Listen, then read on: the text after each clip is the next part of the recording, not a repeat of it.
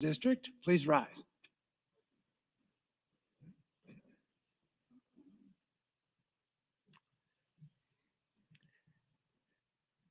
Dear Lord, as we look around our world today, we see so many needs, and we see such a need for godly wisdom with the issues facing our state, our cities, our towns, and the people of this great state of Nebraska. We recognize our need for your help, your grace, your provision. Proverbs 4 tells us not to forsake wisdom, and that wisdom is the principal thing.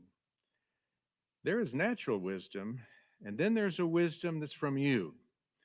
In the book of James, we're reminded that if anyone lacks wisdom, if we would ask you, you will freely give generously the wisdom that we need. I pray today that every member of this legislative body, as they face tough challenges, the hard questions, the difficult choices, that they will remember to come to you, to humble themselves under your mighty hand, and to ask you for the wisdom that only you can give. As they consider the issues before them, I pray that you would give them the wisdom from above. This wisdom is first of all pure, it's peaceable, gentle, willing to yield, full of mercy, without partiality and without hypocrisy. Give each senator insight to see the best path, not only for our state, but for all its citizens. This we pray in the matchless name of our Lord Jesus Christ. Amen. Thank you, Pastor Laughlin. I recognize Senator Brewer to lead us in the Pledge of Allegiance. Join me in the pledge. I pledge allegiance to the flag of the United States of America and to the republic for which it stands, one nation, under God, indivisible, with liberty and justice for all. Thanks, Senator Brewer. I call to order the sixth day of 107th Legislature, second session. Senators, please record your presence. Roll call.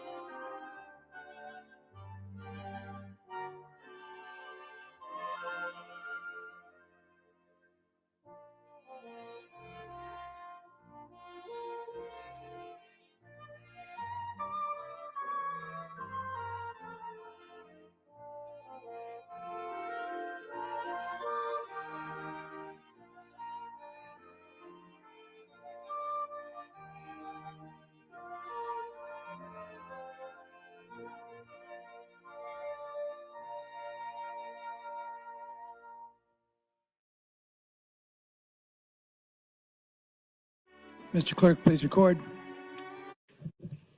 There's a quorum present, Mr. President.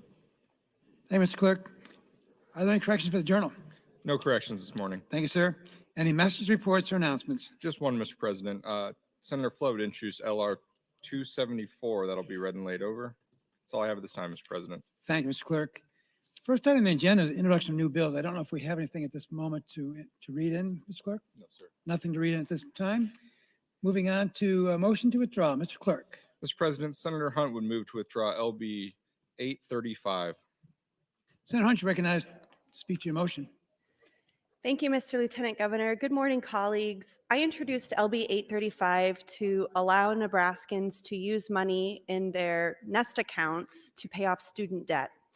And my friend Senator Gragert introduced a bill to do basically the same thing. And so I'm going to withdraw this bill to save time of the body and the committee process, and I'll be supporting Senator Gragert's bill. Thank you, Mr. Lieutenant Governor. I would ask for a green vote to allow me to withdraw this bill. Thank you. Thank you, Senator Hunt. We've got 4 senators in speaking queue. I don't know if they want to speak to this motion. Senator Dorn? No, not this motion. I think we're going to clear the speaking queue. I think people are lining up for the next bill. Is there anybody who wants to speak to the motion to withdraw the bill?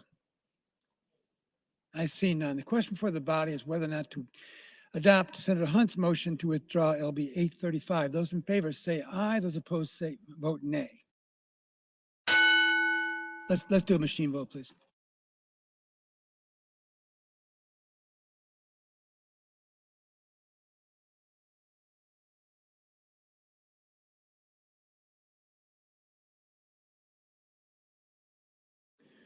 Record, please. 26 ayes, no nays on Senator Hunt's motion. LB 835 has been withdrawn. Moving to the next bill, Mr. Clerk. Mr. President, LB 364, introduced by Senator Linehan. It's a bill for an act relating to revenue and taxation, adopts the Opportunity Scholarships Act, provides for tax credits, harmonized provisions, provides an operative date, provides for severability, and repeals the original section. Bill was read for the first time on January 13th of last year. When we left the bill yesterday, the committee amendments were pending, as well as an amendment by Senator Hunt pending as well. There are other amendments, Mr. President.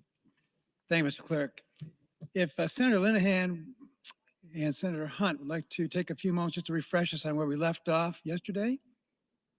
Senator Linehan. Good morning, Mr. President. Good morning, colleagues. I realized over the evening and some of the questions that came up on the floor yesterday that I probably failed to do a very good job of explaining some of the details of the bill yesterday. So I'm just going to. Excuse me, Senator. Members, please come to order. Thank you. I'm just going to hit some of the highlights. First of all, it's a tax credit, meaning that if you donate to a scholarship granting organization, you get a credit against your Nebraska income taxes owed. The credit cannot exceed 50% of what you owe in income taxes. So there is no way you wipe out what you owe in income taxes. That was an agreement that was made like 4 or 5 years ago, that everybody needs to pay something in income taxes. So it's a 50% cap on what you owe. Further, this came up yesterday, and I just want to repeat, because this is different than most of the tax credits. You cannot also deduct it from your federal or state income taxes. You choose. You either get the deduction or you get the credit. You cannot have both. Another, I think this was written, I don't think anybody on the floor said it, but just so we can clarify. So it goes to a scholarship granting organization. You, the donor, whether it's me or Senator Breezy or Senator, any of you, you, the donor, cannot tell the scholarship granting organization where the money goes. So grandma cannot donate to XYB scholarship granting organization and say, this is for my grandkids. That is prohibited by law. The scholarship granting organization has to focus on the most needy. So no one can qualify unless no one can receive the scholarship unless they qualify for free and reduced lunch. But even over and above that, the organization is directed to focus on the most needy. And I'm sure I'm still forgetting some things. I'll be here all day. So if you have other questions, I'm forgetting. The last thing I want to mention, sorry, slipped my mind, oh, this is important. If a child is already enrolled in a non-public school, private school, they do not qualify for this scholarship, with two exceptions. If they're going from preschool to kindergarten, new kindergartners would qualify, and if they're entering high school. But if you're in the if you're already in kindergarten in a private school, this scholarship is not going to help you. You're already there. So this is not about, which has been portrayed by some, this is just going to help the people that are already there. There's no state savings. The fiscal office and I have been in an argument for 5 years over whether there is any cost savings.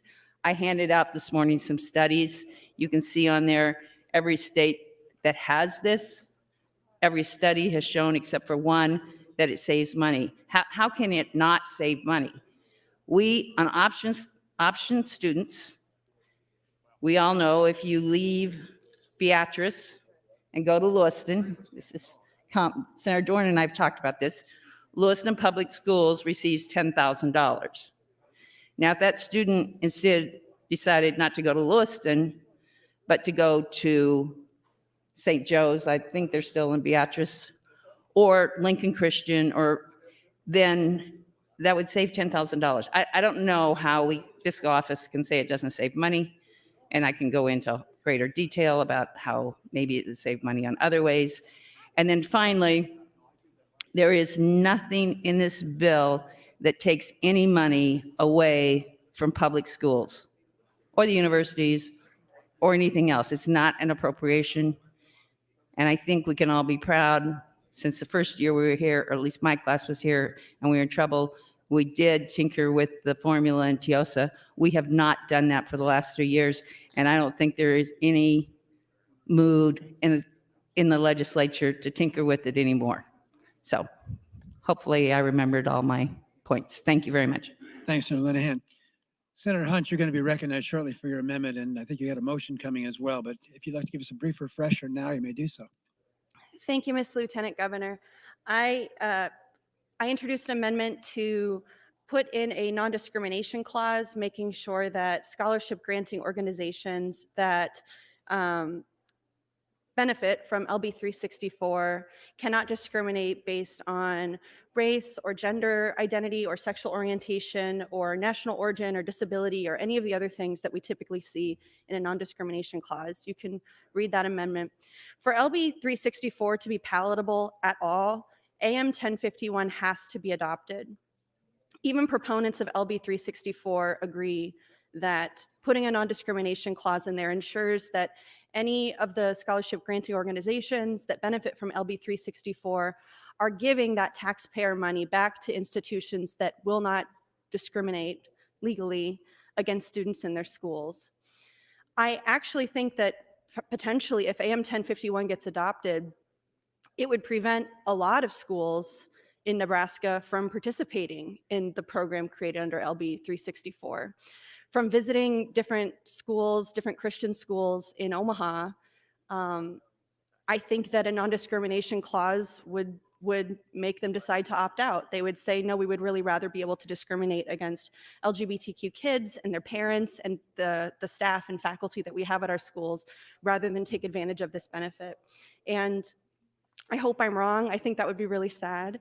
But in order for LB 364 to, even be a sliver of a good bill, we have to make sure that the money is going to organizations that do treat every student equally. So I encourage your green vote on AM 1051. Thanks, Mr. Lieutenant Governor. Thanks, Senator Hunt. Before proceeding, Senator Lowe would like us to recognize Dr. John Jacobson of Kearney, Nebraska, who's serving us today as family physician of the day. Dr. Jacobson is with from Kearney, as I say. He's on the north balcony. Doctor, thank you for being here.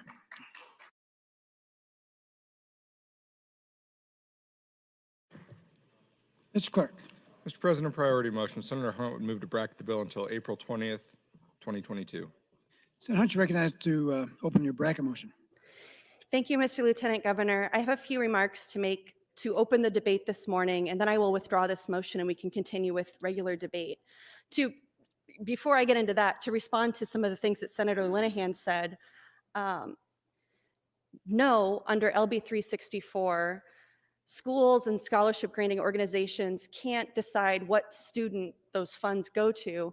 But in Arizona, where they passed a similar law, they got around that by allowing scholarship organizations to, quote, recommend, unquote, students for things. And so I think there are a lot of guardrails that we can put in place to say it's going to be fair, it's going to be distributed fairly, it's going to work out.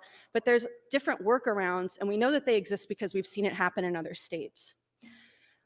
I want to set the tone by saying that we need to keep in mind that this bill is not about the merits or validity of private school or public school. I've heard many colleagues stand up and take time and talk about, well, here was my experience with private school. Here was my experience with public school. We decided to send our kids to private school. My grandchildren go to public school. That has 0% bearing on any of the conversation that we're having around LB 364. Your personal preferences or experiences with any school has nothing to do with the merits of this bill. What this bill about is it's about donations. It's not about the merits of any education, and it's not really about education at all. Nothing in LB 364 has to do with individual students or parents, parents who send their kids to private schools already. They're not going to see like a direct benefit from LB 364 because this bill is just about donations. It's about a tax credit, a dollar for dollar tax credit that will then be taken out of the budget in the state of Nebraska. I also want to say it's interesting in all of these conversations that some colleagues have grumbled about paying property taxes and paying taxes to support schools that they don't send their kids to. And this is another common argument that I receive in my email and on social media and things like that too. Like, why am I paying property taxes to schools when I don't even send my kids to school, so I don't even benefit from this? On the other hand, the same people making this point would never support a tax credit for childless couples, for a couple that doesn't have a child at all to send to school. We would never see a bill here that says, if Mr. and Mrs. Smith don't have a child, then they get a rebate on all the money they would have paid to the schools because they don't have a child in school. Why wouldn't we see that? Because something like that would eat a huge amount of our budget. And honestly, because people making this argument would prefer to reward people like themselves who are good Christians who send their kids to private schools. So that type of argument is also very inconsistent. And we have to think about the value of schools. You know, we've tried the model of private tutoring for centuries. And what we arrived on in this country and in this state, according to our Constitution, is that public schools have to be funded, they have to be available to every student.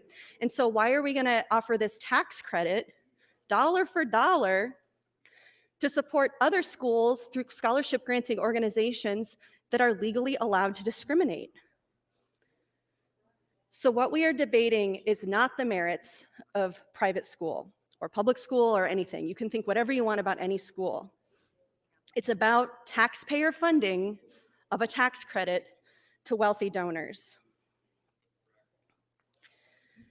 The tax credit means that dollar for dollar, donations to private schools and scholarship granting organizations will come out of public funds, which means public education. It also means roads, it means libraries, it means infrastructure, it means COVID relief, it means whatever else we spend public funds on.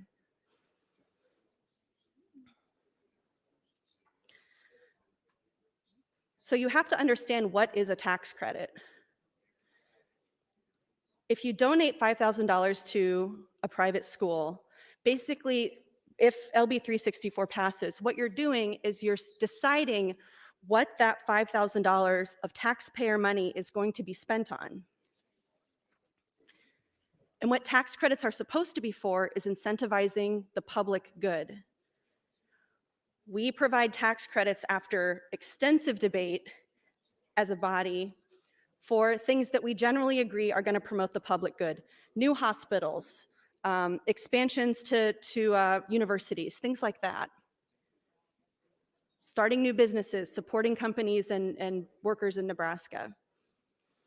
What LB 364 is doing is the opposite of incentivizing a public good. It's incentivizing a private good that's not available to every student in Nebraska and that actively discriminates, not as a matter of circumstance, but on purpose as a matter of policy. Some of the policies from schools around Nebraska that would stand to benefit from LB 364 include this one from Lincoln Christian. Their policy reads, Lincoln Christian School provides an education in a distinct Christian environment and believes that it is our biblical role to work in conjunction with the home to mold students to be Christ-like. It goes on. This includes, but is not necessarily limited to living in, or wait, let me back up because it doesn't make sense if I start there. It says the school reserves the right within its own discretion to refuse admission of an applicant or to discontinue the enrollment of a student. This includes, but is not necessarily limited to living in, condoning, or supporting sexual immorality, homosexual acts, promoting such practices, or otherwise the inability to support the moral principles of the school. What is promoting homosexual acts? If a kid has like a rainbow button pin that they wear on their backpack, are they promoting homosexual acts? Forget about having a gay parent. Those kids would not be allowed in these schools. But wealthy donors would be allowed to take $10,000 of their money, give it to these schools in order to promote these teachings with taxpayer dollars, and then turn back to the taxpayer and say, pay me back dollar for dollar all of that money I gave out of the goodness of my heart.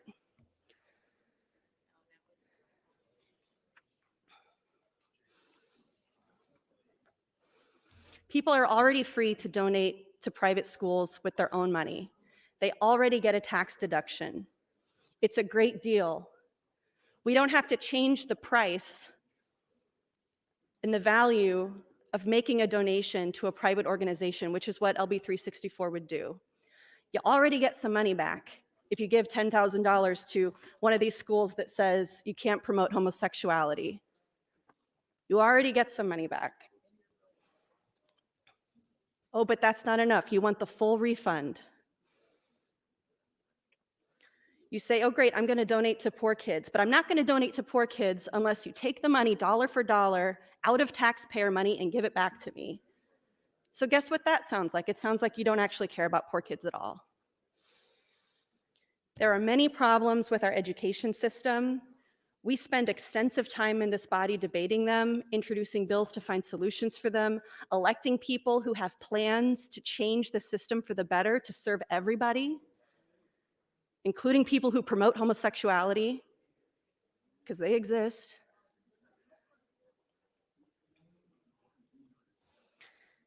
But the way to do that is not by passing LB 364. It doesn't solve the problem that we're actually seeking to solve.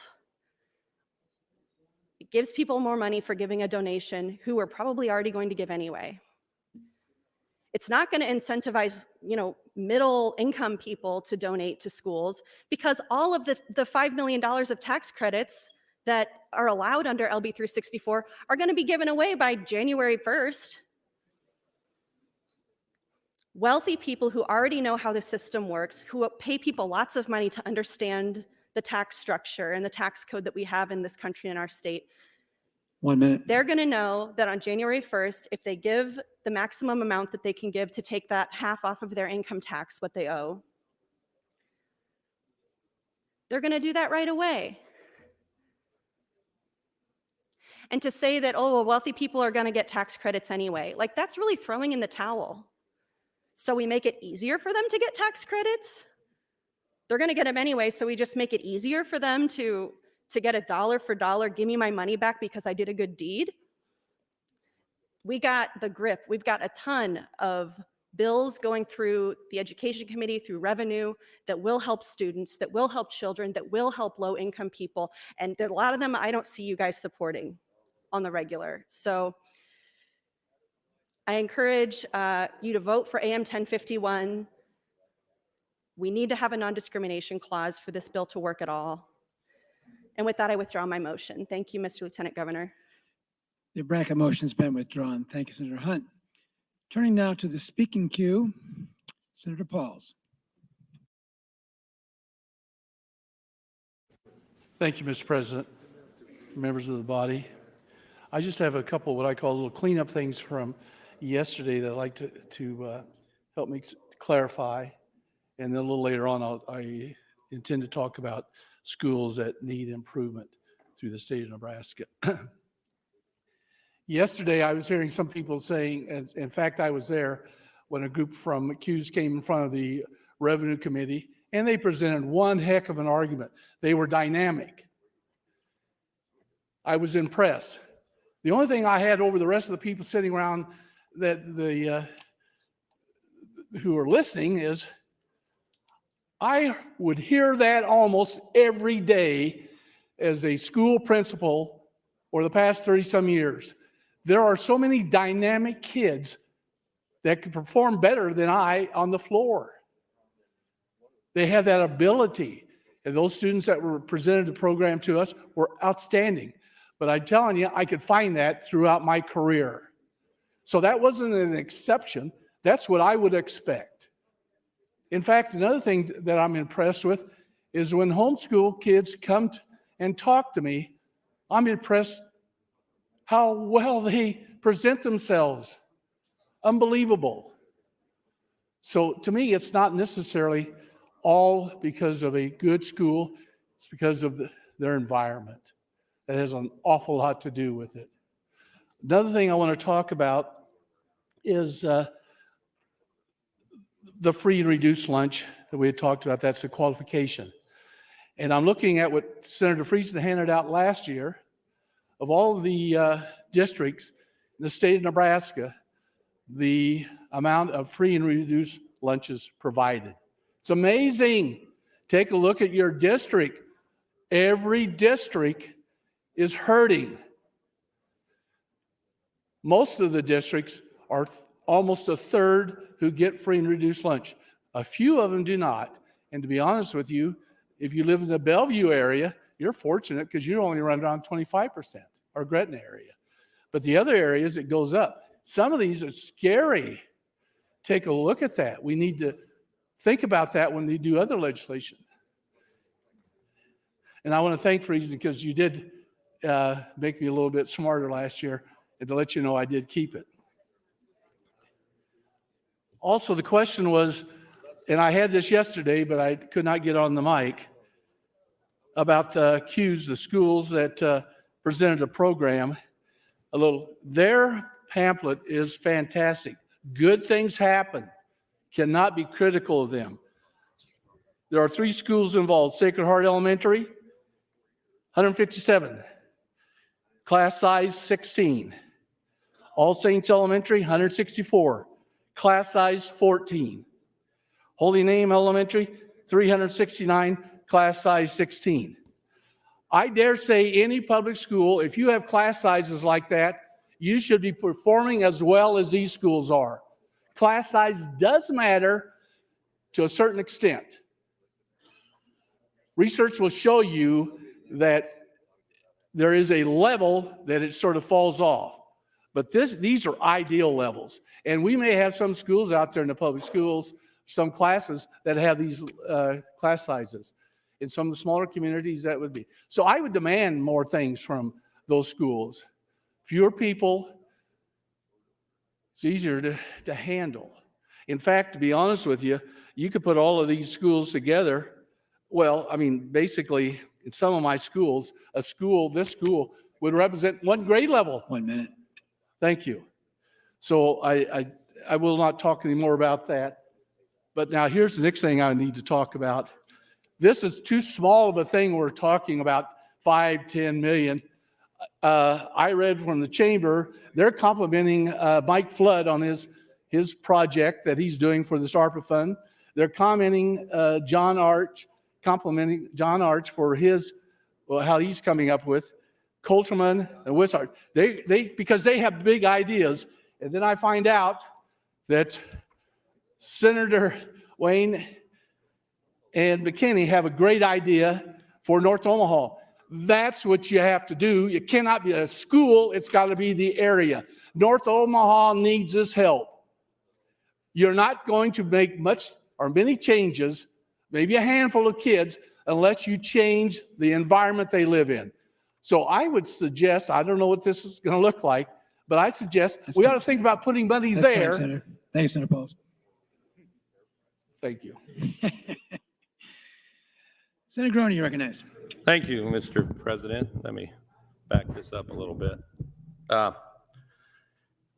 I didn't testify yesterday. I just listened to the debate. It seemed to me that both sides avoid the huge elephant in the room, classroom behavior, and the ability of a teacher to show the confidence to their students that the teacher is the adult in charge in the room. That happens in private schools. It happens in private schools. It's not classroom size. It's the teaching of behavior, personal responsibility. It's not done in the public schools. And you tell me it is? Consistently since 2017, I or someone has brought a bill to help the teachers, the school boards, and the administrators with this issue. Historically, groups that support the Democratic Party. I liked Senator Wayne's clip he sent out. But because of personal hate, whatever you want, personal wins over another politician, we denied it to these kids since 2017. Where would we be today if teachers were confident in their classroom, that they could control their classrooms, that parents who had trouble with their children could rely on a teacher and a school to teach their kids personal responsibility? Quite frankly, when I hear from parents, that is the reason they want out. Sat with a mother the other day with 4 kids. 3 of them were in grade school. All 3 of the children from 6 to 9 comes home and complains that Johnny or Joe or Susie destroys the classroom and interrupts their learning. But yet we have individuals in this body who will not support teachers. They want to bill this year again. Have you seen the new survey? A third of the teachers want to quit. Those who retire went out of the classroom so bad they refuse to do substitute teaching. But you refuse to address it. We have refused to address the issue that 40 plus other states have done, and they have better test scores. I handed out, Senator John Kavanaugh, appreciate any time you get information. He gave some information on District of Columbia or whatever, some kind of a study on comparing schools, private versus public. Well, I sent you one that's Nebraska.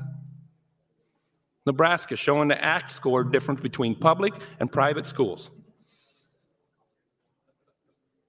Same mix of ethnic breakdown. All ethnic breakdowns, if you look, did a lot better in the private school. Are the teachers better? I don't think so. Are the teachers motivated? Yeah, they control their classroom, have complete control of their classroom. But because of personal animosities and childish behavior, we didn't get it passed. Maybe this year. Maybe it'll come back. And I ribbed Senator Wayne. I said maybe his epiphany in Africa, because he ran the filibuster the first year, never allowed it to even be opened. That was more to do with two big dudes bucking heads than the issue itself. But we're friends now. We worked on some major things because we think alike. We're for the working man. We're for the parents, the family. That's our issue. Maybe this year he'll introduce it, this bill. I talk nice to him and support $423 million for North Omaha. But anyway, we all need to have an epiphany and decide this issue is about kids. It's not about a tax credit. It's not about jealousy that you're worried about some rich guy's a woman's going to get a tax break. That is not the purpose for this bill. I hope some atheist, greedy individual who thinks he's going to take his money with him to the grave looks at this and gives money to this issue. He hates kids. He just wants to keep his money in his pocket in the coffin when he goes to the hereafter. I hope some do that because it's about the kids. Every bill I brought on discipline, training, was about the kids, Because when you only do 20% Nebraska public schools on the ACT college readiness That's time. That's benchmarks. Time, you said? That's time, Senator. Thanks, Senator Groney. Senator Clements. Thank you, Mr. President. I would rise to make a clarification, something I said yesterday. Yesterday, I did say that I took my children out of a public school and went to a private school, and I used the term for a better education. Well, some of the people that heard that are from the Elmwood-Murdoch district took exception to that. I just wanted to clarify that I was really looking for a faith-based education, what I meant by a better education. That the school that they went to had a 1 period per day of Bible study, and public schools are no longer able to do that since the 1962 Supreme Court decision, which I regret. But my district, which is Elmwood-Murdoch, has excelled in academic performance, and it still does.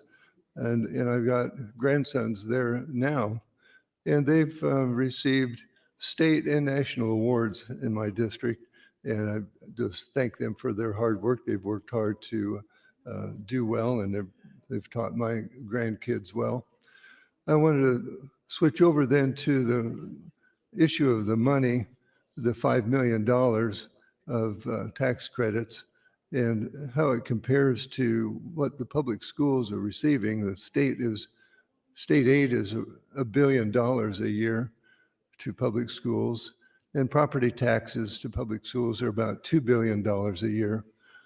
And that's $3 billion a year plus some other aid that they get. And compared to $5 million, $3 billion is quite a bit. And I don't think the $5 million is going to have an effect on the state's ability to continue to support the public schools. And with that, I'd like to yield the rest of my time to Senator Wayne. Thank you, Senator Clements. Senator Wayne, 2 minutes 50. Thank you. Thank you, Mr. President. Thank you, Senator Clements. I'll be quick. I'm drafting a bill, Senator Hunt, that I hope you will co-sponsor, that if any public school discriminates, they cannot get TILSA funding. And we'll have a prima facie case be the achievement gap and the suspension rates. Then the burden's on the schools to prove that they're not discriminating. We're all in, and that should come out of the committee 8-0. So I'm expecting the chair to give me an early hearing, because if discrimination is that big of a deal in our school systems, then we should not fund any school if they discriminate with public funds, including public schools. I'm all on board with that. That bill is being drafted today, and I hope to have it done by tomorrow. Second thing, we are in a civil rights crisis. This is a civil rights issue. I want you to think back to 1960s. Where would you have been on this issue? And you can say it's not the same. Actually, it is. The achievement gap has produced the following: underemployment, low employment, and a disproportionate minorities in the prison system. That is discrimination. That is a civil rights issue. And what I keep hearing is about this is a wealthy tax credits. That's actually false. Let me tell you about a tax credit and why it actually helps middle income families in this situation. The standard deduction for next year is $25,900. Over 90% of the people in America just take the standard deduction. In order to go higher than the standard deduction, you have to itemize. That means people have to donate more than $25,000 in order to itemize to get any type of tax benefit. What this tax credit does, it's above the line deduction. So it gives you the ability to actually maneuver your taxes because it's a credit above the line before the deduction. So it actually helps middle income families who right now can't get any other tax breaks because they're just going to take the deduction to actually play in the market where actually rich people get to play. So it's not even true. That's what I mean by having real facts when we're talking about this. Going back to the civil rights issue, if you believe high quality education is a fundamental right, if you believe that, then making excuses based off of who's going to make money, based off of morality is what I heard yesterday. It's immoral. Those were the exact same excuses that were being done in 1960s. I'm telling you, and I'm begging my colleagues who I think are friends and allies, you're on the wrong side of the issue.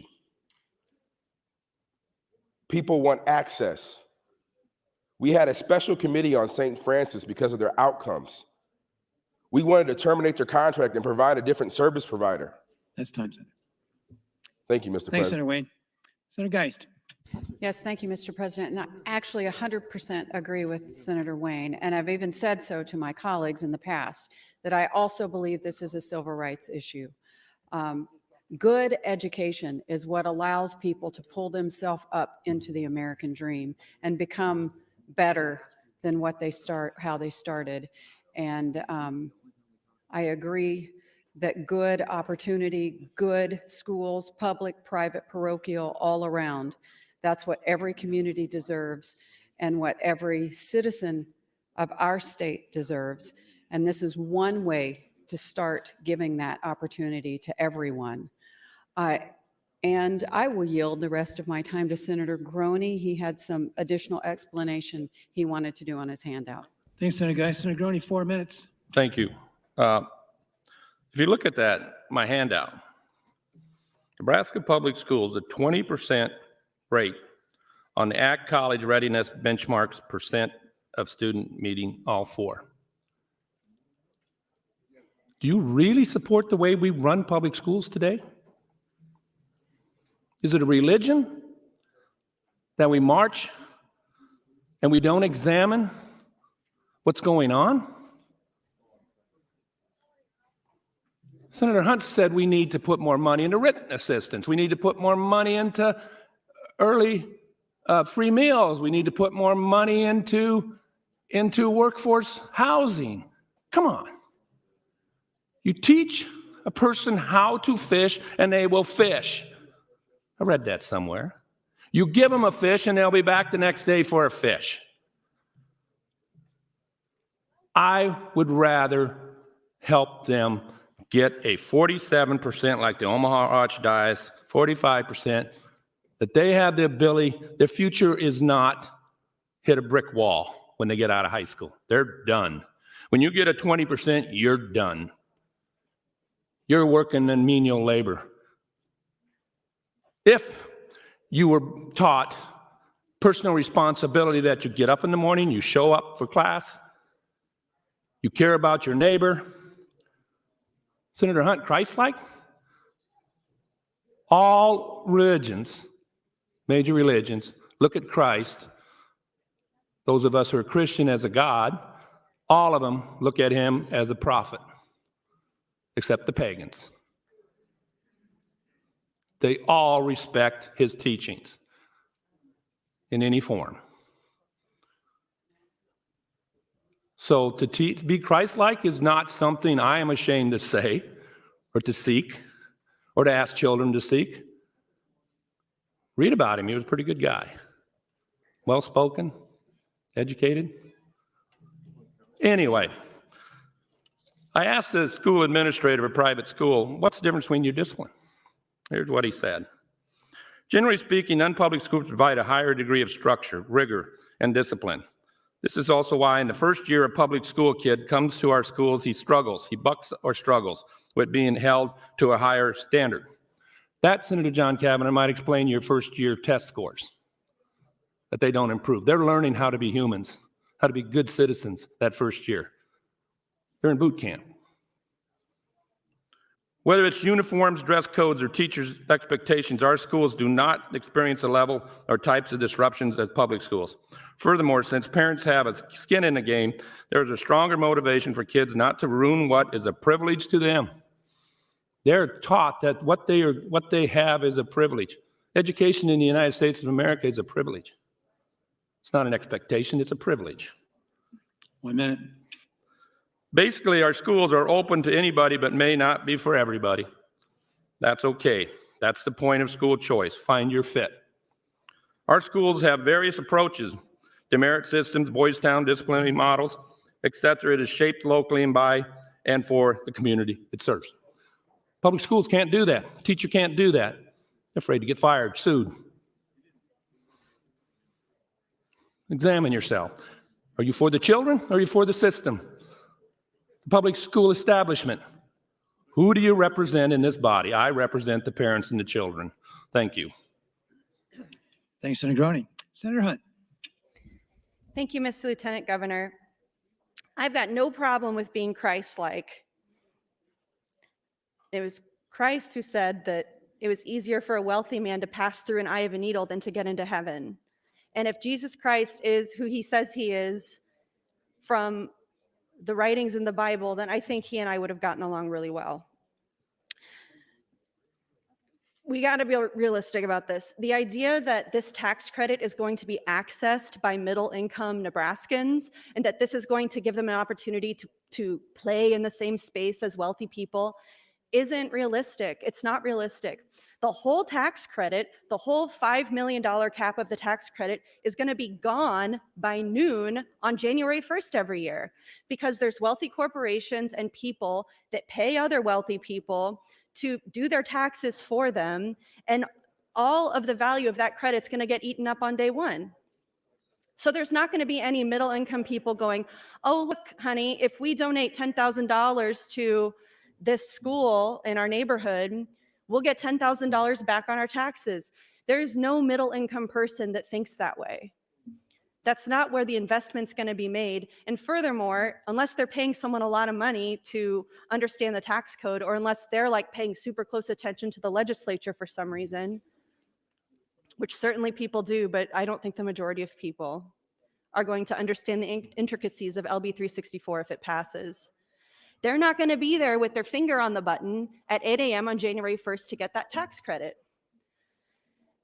There are much more sustainable and reasonable ways to help middle-income people make investments, plan for their future, save tax money, than rewarding wealthy Nebraskans by giving them a dollar-for-dollar tax credit because they made a donation to an organization that discriminates.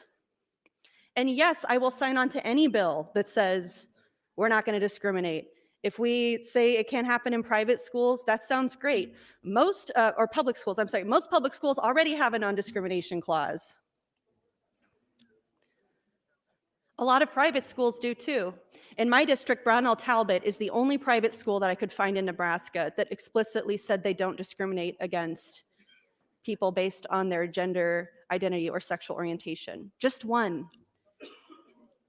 And I'm open to being corrected. I mean, if there are more, I've been looking, but I haven't been able to find any of them.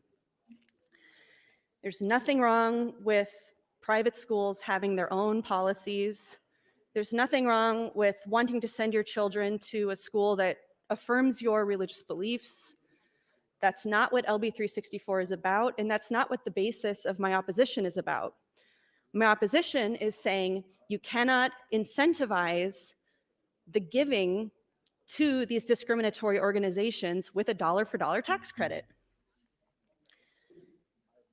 You can't say to somebody, if you give $10,000 to go into this pot that's going to be given right back to this school that says gay kids are going to hell and they need conversion therapy, you don't get to ask the taxpayers for all that money back. Nebraskans, all of you are going to pay for this. I don't want to pay for that. Another policy at Lincoln Christian School says, all students enrolled or who hope to be enrolled at Lincoln Christian School are expected to refrain from certain activities and behaviors, including but not limited to homosexual or transgender activity, profession of homosexuality or bisexuality, sexting, And it says a decision to enroll or not enroll or expel any student will be done after a discussion with the student's parents, local church, and the Lincoln Christian School superintendent. Do you know how oppressive this is? Send your kids there by all means, go right ahead, but don't be turning down to the taxpayers and saying, give me my money back for the donation I made to this organization that's doing this. Ridiculous. There are 69 420,000 bills that have been introduced to help people who are suffering, to help people who are marginalized, as Christ would have taught us to do. This bill is about donations, and this is going to be my last time talking on this round of the mic, because I would like to get to a vote on AM 1051 and then pick it up after that. Thank you, Mr. Lieutenant Governor. Thanks, Senator Hunt. Senator McDonald. Thank you, Mr. President. Morning, colleagues. As I was talking about yesterday, this isn't an anti-public school bill. This is not an anti-public school bill. You can be supportive of what public schools do and be supportive of this bill. We're talking about the positive impact public schools have. And some of the numbers I use, and I'm just going to use them on public schools, is that they're graduating approximately 80%, a little bit less, but that worked for those kids. That worked. Now, again, what happened with the other roughly approximately 20% that did not graduate? It wasn't the right fit, evidently. Then we started talking about yesterday the idea of kids being suspended. I'm not saying they should not have been suspended. But then that leads into a number of things later, and that child is expelled. The question is, what happens to those kids that have been expelled? We know we have an issue with roughly 20% using OPS numbers that did not graduate. And then we can look at the numbers, we can hand them out, but there is that group that's been expelled. How are we going to help them? Because at that point, they have no choice. They cannot go back and attend that public school. Could they move? Sure. Do their parents have the means to do that? In a lot of cases, no. It comes back to that constituent that contacted me and gave the example about that public school worked very well for one of their children. It's not working for another one of their children, and they need options, but they don't have that dollar. So right now, we're saying based on you having the opportunity, the means, the wealth, you can go ahead and move your child to a possible better fit. But this isn't saying that the public school's not doing their job. It just doesn't work for everyone. It's not going to be a perfect situation. So what do we do with those kids that have been expelled? Now we talk about the funding. Oh, this funding is coming from people that are wealthy and they're going to give X and it's going to help them on their taxes.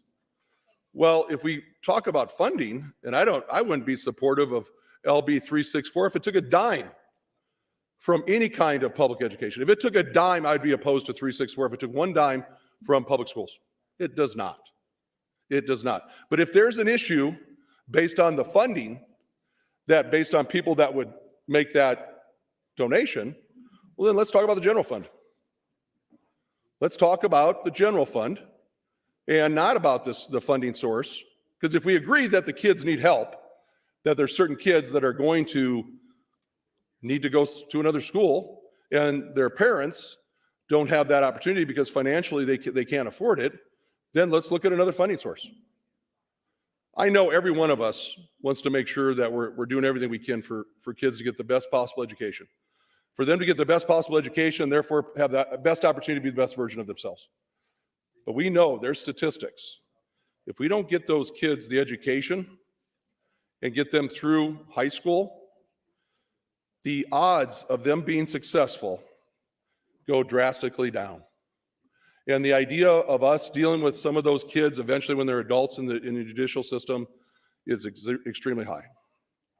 We have to do something. We've had this discussion, and again, I give Senator Linehan credit for continuing to work on this, But if there's a compromise, if 1 it's minute. not the path that Senator Linehan is looking at through LB 364, then let's amend it.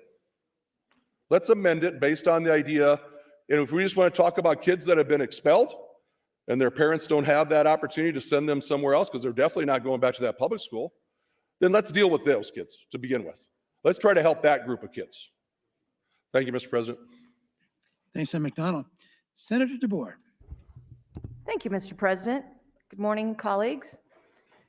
When I read this bill, there are 3 entities that are affected by this bill.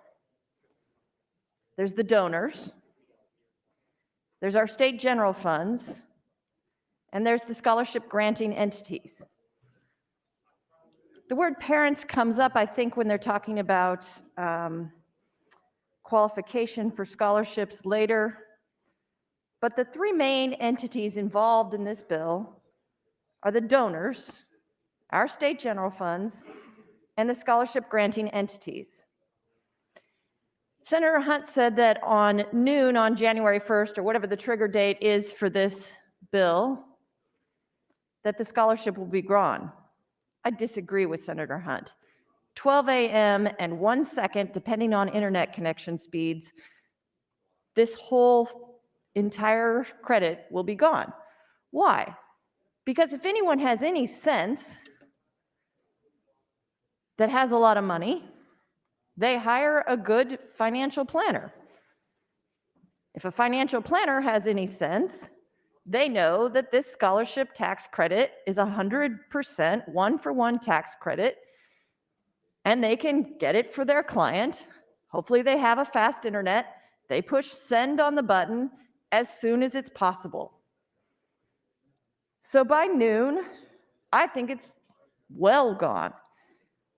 There are no limits to the amount of money that you can get in this credit, except the $5 million limit for the whole program, which means, at least theoretically, someone who had a tax liability of $10 million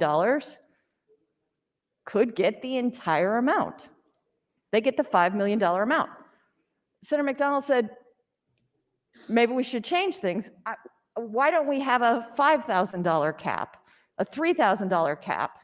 If we want to make sure that this is going to middle-class people, why is there not a $5,000 or a $3,000 cap on this? I suspect the answer is because it costs a lot more money to raise the funds for these scholarship granting entities $3,000 or $5,000 at a time. It's a lot cheaper for them, a lot easier to just go after 1 or 2 big donors. Maybe that's not the reason, but there is no cap. I don't see this as ever going to anyone who doesn't have a ton of money. So the whole thing could go to one individual. Now, somebody asked me or said something about this is an education bill, but I mean, I think it's a revenue bill, right? The 3 entities are the scholarship granting entity, our state general funds, and the donors. So that's my first clue that it's a revenue bill about taxes and not about education. My second clue is that it came from the Revenue Committee, not the Education Committee. My third clue is that these scholarship granting entities are not certified by the Department of Education. They're certified by the Department of Revenue. So the question about whether or not this is an appropriate department of or scholarship granting entity is whether they meet the tax side of things. Or why would we have the Department of Revenue as the certifying force and not the Department of Education? The scholarship granting entity determines which schools students can go to. The scholarship granting entity decides which schools get scholarships from their entity.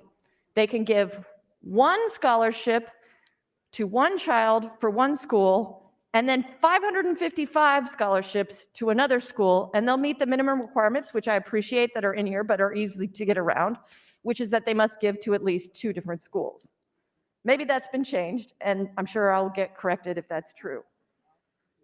I want to know if there's an administrative cost to these entities. I think that's probably taken care of in the bill, but I've kind of forgotten. I'd also like to point out that I'm not sure if these monies are new monies that are being generated for these scholarship tax entities, or whether these people would give the money anyway and are now just getting a tax credit. I just don't know that answer. I don't know how we would measure that. Bring in 12 Anglican bishops and ask the donors, do you certify you wouldn't give money any otherwise? Thank you, Mr. Thank you, Senator DeBoer. Senator Penzing Brooks. Thank you. Thank you, Mr. Lieutenant Governor. Well, I again appreciate and admire Senator Linehan. She's been determined on this. I basically have 3 lines in the sand on this. That seems like a lot, I suppose, but number one is that the private entities, the private schools, no matter who they are, which one they are, do not have the same state-approved standards of education. For me, that's a line in the sand. We have standards across the board for all of our public schools and how they have to teach, but that's not required of the private schools. My second line in the sand is why are we giving 100%, but we aren't allowing that 100% donation to also go to the public schools? We don't give 100% tax credit in anything, and this is 100% dollar for dollar. That's a line in the sand for me. I don't understand that. Why that entity versus others?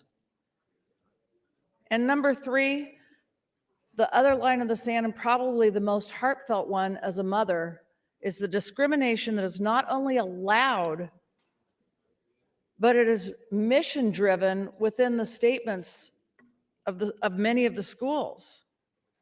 So just like I totally agree with the sides with whom I'm disagreeing. I agree that they are not making this an anti-public school bill. Totally agree to that. I don't think that's not the discussion, but it's getting couched in the discussion. But on the same in the same vein, this is also not an anti-religion bill. And I resent the fact that people are making it as if, oh, if we go against this, we're not supporting religion.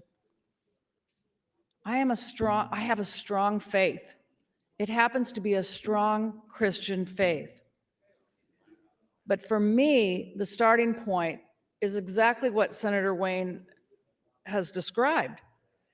He has described and offered that he'll bring a TIOSA bill that says no schools can discriminate. I'll sign that. I'll be a co-sponsor on that one. Let me tell you right now, if we think any of the public schools right now are discriminating and knowingly do so, they're subject to lawsuits. I'll sign anything on that.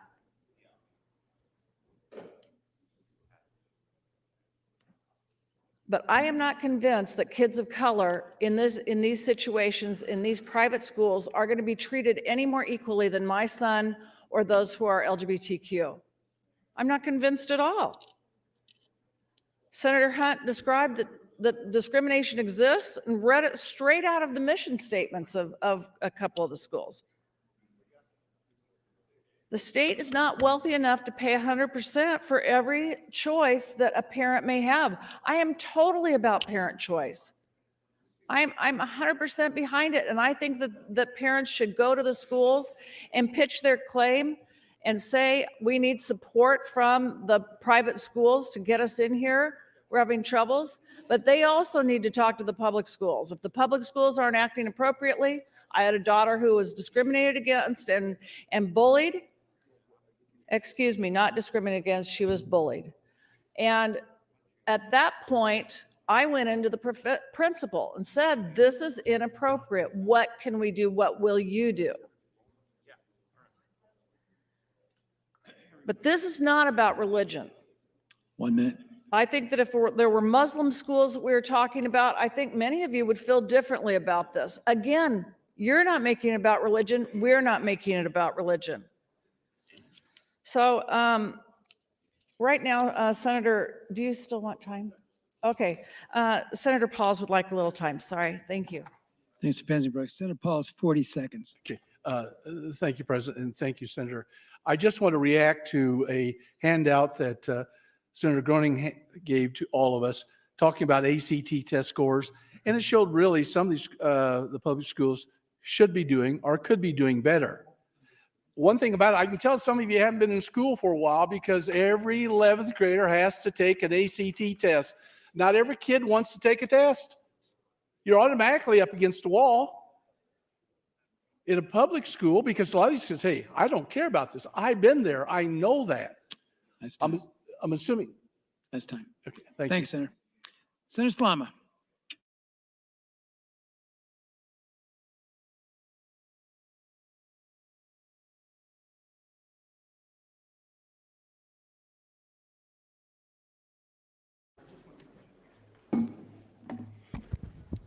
Thank you, Mr. President. I rise opposed to Senator Hunt's AM 1051 and remain in support of AM 762 and LB 364. And with that, I would like to yield my time to Senator Linehan if she would so choose. Thank you, Senator Slama. Senator Linehan, 4 minutes 40. I just want to remind all my colleagues that if you have a question about the bill, I'm right here, been here all morning. So if you have questions about the donors, or you want to bring an amendment that somehow changes the bill and then you could vote for it, I'm here. And next, what I want to go to, there's been a talk about how we don't support tax credits. So my staff's been trying to sort through the last 4 or 5 years of tax credits that we have approved here in the legislature. So we can go back to 2016, the Nebraska Job Creation and Main Street Revitalization Act. Voting in the affirmative, 37. Baker, Bowles, Brosh, Campbell, Cook, Craighead, Crawford, Davis, Fox, Garrett, Glore, Haar, Hadley, Hanson, Burkhar, Hilkeman, Howard, Johnson, Klowski, Coulterman, Chris, Larson, Lindstrom, McCoy, Mello, Morfelt, Moranti, Pansing Brooks, Shear. I never knew how to say this thing. I'm going to skip that one. Shoemaker, Smith, Stinner, Sullivan, Watermeyer, Williams. 2016 Legislative Bill 884, voting for the Convention Center Facility Financing Assistance and the Affordable Housing Tax Credit. I'll just read the names of people who are still here. Friesen, Hilkeman, Coulterman, Lindstrom, McAllister, Morfelt, Pansing Brooks, Stinner, Williams. School Readiness Tax Credit Act 2016. Again, just people that are still here, I'm sorry. And I might miss somebody. Hanson, I assume that's Matt Hanson because there wasn't a Ben Hanson then. Hilkeman, Hughes, Coulterman, Lindstrom, McAllister, Morfelt, Pansing Brooks, Stinner, Williams. New Markets Jobs Growth Investment Act. This was actually my bill, I think. This was last year. 45 votes for this tax credit. Aguilar, Albright, Archblood. I'll just say who didn't vote for it. Senator Groney and Senator Michaela Cavanaugh. And excused in not voting was Hughes and Morfelt. Everybody else in the body voted for that tax credit. Everybody. Renewable Chemical Production Tax Credit Act 2020. Again, I'll just say those who didn't vote for it. Chambers, Erdman, Haller, and Hunt. Voted no. President not voting, Cavanaugh and Wayne. Excused in not voting, Breezy and Groney. They're down there looking for more. But I don't think, I should have just asked this, is there a tax credit that we brought to the floor that didn't pass? I don't think so. So somehow this tax credit is, and these other tax credits, by the way, mine is this bill, 364 is the tightest tax credit we have passed. On the other tax credits, you can deduct it from your 1 minute. federal income tax and your state income tax and still get the credit. Not on this one. So it's the tightest credit that's been brought to the floor, and yet we have people that all of a sudden are against tax credits. I don't get it. So, thank you very much. Thanks, Senator Linehan. Senator Wayne.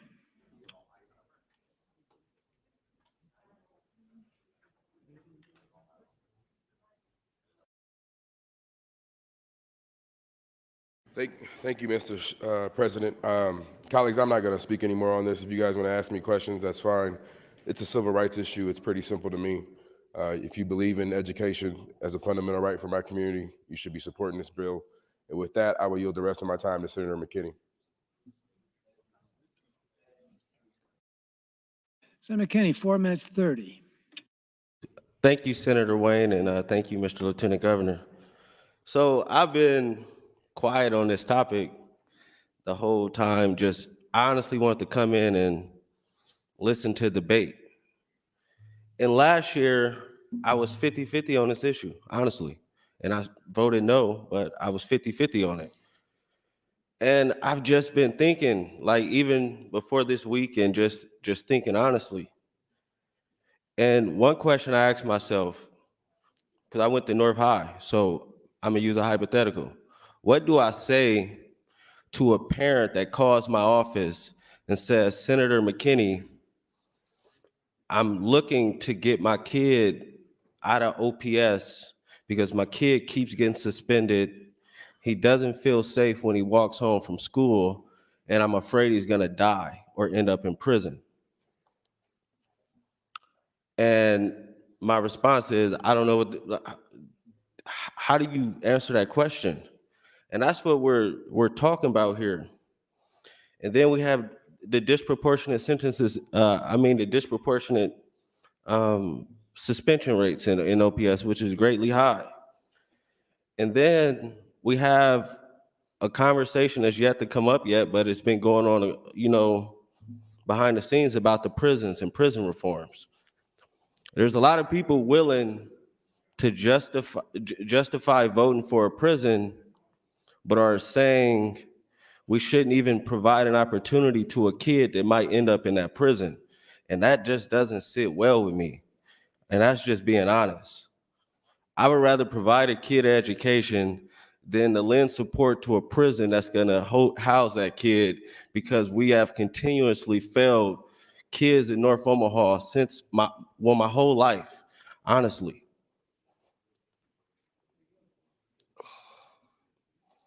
And my time here, people have been willing to move forward very questionable bills just to, see the process go forward. I honestly don't believe in charter schools. I don't think they're the solution. I don't even know if public schools are the solution, because when I think about the kids that I represent, they're doing the worst, honestly. My community lacks a lot of opportunity, and we need alternatives. And I don't know, it's hard. A lot of people were in uproar over the interim because I introduced the LR looking at the oversaturation of nonprofits in my community. And I spoke to a wealthy donor. I'm not going to say who this person is, but I asked her, why is it okay for you to keep pushing these social programs and we still getting the same results? Because it's a tax write-off, but you're unwilling to assist with any real economic development in this community. And she looked at me and really couldn't answer the question. That's what's on the table here. It's we have failed these kids, and I don't know how to answer that question to the parent without saying we have to try to provide an opportunity. How do we answer that question? 1 minute. And how do you sit and say, I could justify maybe voting for a prison or another questionable bill, but possibly provide an opportunity to avoid that kid being on the news for a violent crime or being killed? That's what doesn't sit right with me. That's that's the biggest thing for me because it means a lot to me.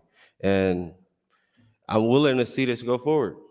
And that might surprise some people and people might kill me on social media, but I don't know how you justify supporting the prison or not doing reforms or not giving money to North Omaha, but not trying to give a kid opportunity that might end up in prison or death.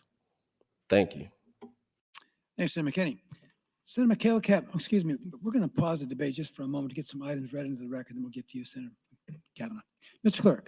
Thank you, Mr. President. New bills, Legislative Bill 979, introduced by Senator McCollister, is a bill for enacting revenue and taxation. Amends several sections, adopts the Remanufacturing Pilot Project Act, provides tax credits as prescribed, provides a termination date, changes the Nebraska Litter Reduction and Recycling Act and the Waste Reduction and Recycling Incentive Act as prescribed, harmonized provision, repeals the original section. LB 980 by Senator McKinney is a bill for enacting relating to criminal justice, provides several sections, provide for the release of medical treatment, change provisions relating to medical parole, provides for parole eligibility for persons serving sentences for life, provides duties for the Board of Parole, provides for applicability, harmonized provisions, repeals the original section. Legislative Bill 981, introduced by Senator Hochman, is a bill for enacting relating to Trail Development Assistance Act, amends section 371001, 371003, revive the act, states intent relating to fund transfers for trails, provides for the use of Trail Development Assistance Fund, and repeals the original section. Legislative Bill 982, introduced by Senator Hochman, is a bill for enacting revenue and taxation, amends section 772716, adopts the Education Savings Account Act, provides income tax adjustments, and provides an operative date, and repeals the original section.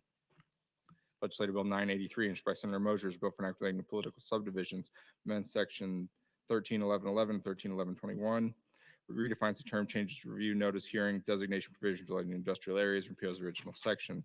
Legislative Bill 984, introduced by Senator Mosher, is a bill for enacting relating to revenue and taxation, amends section 772703 and 772708, change sales and tax collection fees, provides an operative date, and repeals the original section. Legislative Bill 985, introduced by Senator Coulterman, is a bill for enacting relating to the Imagine Nebraska Act, amends section 776805, redefines the base years prescribed, and repeals the original section. Legislative Bill 986, introduced by Senator Breezy, is a bill for an act relating to revenue and taxation, amends section 771633 and 771633, adopts the School District Property Tax Limitation Act, harmonized provisions, provides an operative date, and repeals the original section. Legislative Bill 987, issued by Senator Breezy, is a bill for an act relating to revenue and taxation, amends sections 13506, 771632, and 771633, adopts the School District Property Tax Limitation Act, change provisions relating to hearings on the proposed budget statements, harmonized provisions, provides an operative date, and repeals the original section. Legislative Bill 988, introduced by Senator Stenders, bill for an act relating to appropriations, appropriates funds to the Department of Health and Human Services, requires a rate study, and declares an emergency. Legislative Bill 989, introduced by Senator Stenders, bill for an act relating to appropriations, appropriates funds to the Department of Health and Human Services, states intent regarding the Medicaid nursing facility rates, and declares an emergency. Additionally, Mr. President, items, if I may. Please proceed. Mr. President, Senator Brandt would move to suspend the rules. Additionally, Senator Brandt would move to withdraw LB 757. Senator Blood would move to withdraw LR 262. Amendments to be printed. Senator Wayne to LB 364. Motion to suspend the rules from Senator Coulterman and notice of committee hearings from the Judiciary Committee. That's all I have this time, Mr. President. Thank you, Mr. Clerk. Continuing debate on the bill, Senator Michaela Kavanaugh. Thank you, Mr. Lieutenant Governor. Good morning, colleagues. So I would really like to get to a vote on Senator Hunt's amendment because my opposition to LB 364 is layered. And if, as Senator Linehan has said numerous times to everyone, that she wants to move this forward and she wants people to come to her with solutions, and this is one thing that would alleviate one of my concerns. And so I just want to be transparent about that. I really would like us to get to a vote on this amendment because depending on if this amendment was adopted or not would change a lot of things for me personally. I also appreciate Senator Linehan talking about all of the tax incentive bills that have been come through here because I voted for none of them. So I am very consistent on that I do not like tax incentives. Some of the structural issues for this tax incentive that I've been thinking about as this morning debate has gone on is that we don't have a cap amount. I know we have a percentage of your amount, but if we had a capped amount, then we could be making certain that more people are able to utilize this tax incentive. We have capped amounts for other tax incentives, and so that seems like something that would make sense. I do appreciate the taking out the double dipping on federal and state taxes, because that's another thing that I don't like about tax incentives. If we are going to be doing dollar for dollar tax credits, and this is a civil rights issue, and we need to be serving the people that are in most need, how is it decided that this is what they need the most?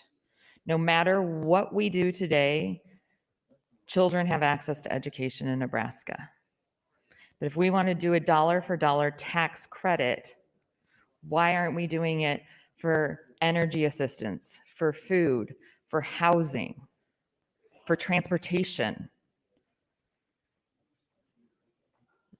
Why is this the thing that deserves the dollar for dollar tax credit? Why is this the silver bullet when it is going to help? Yes, and it is important. It is significantly important that children need help with education. And if there are children that can benefit from going to a different school, fantastic.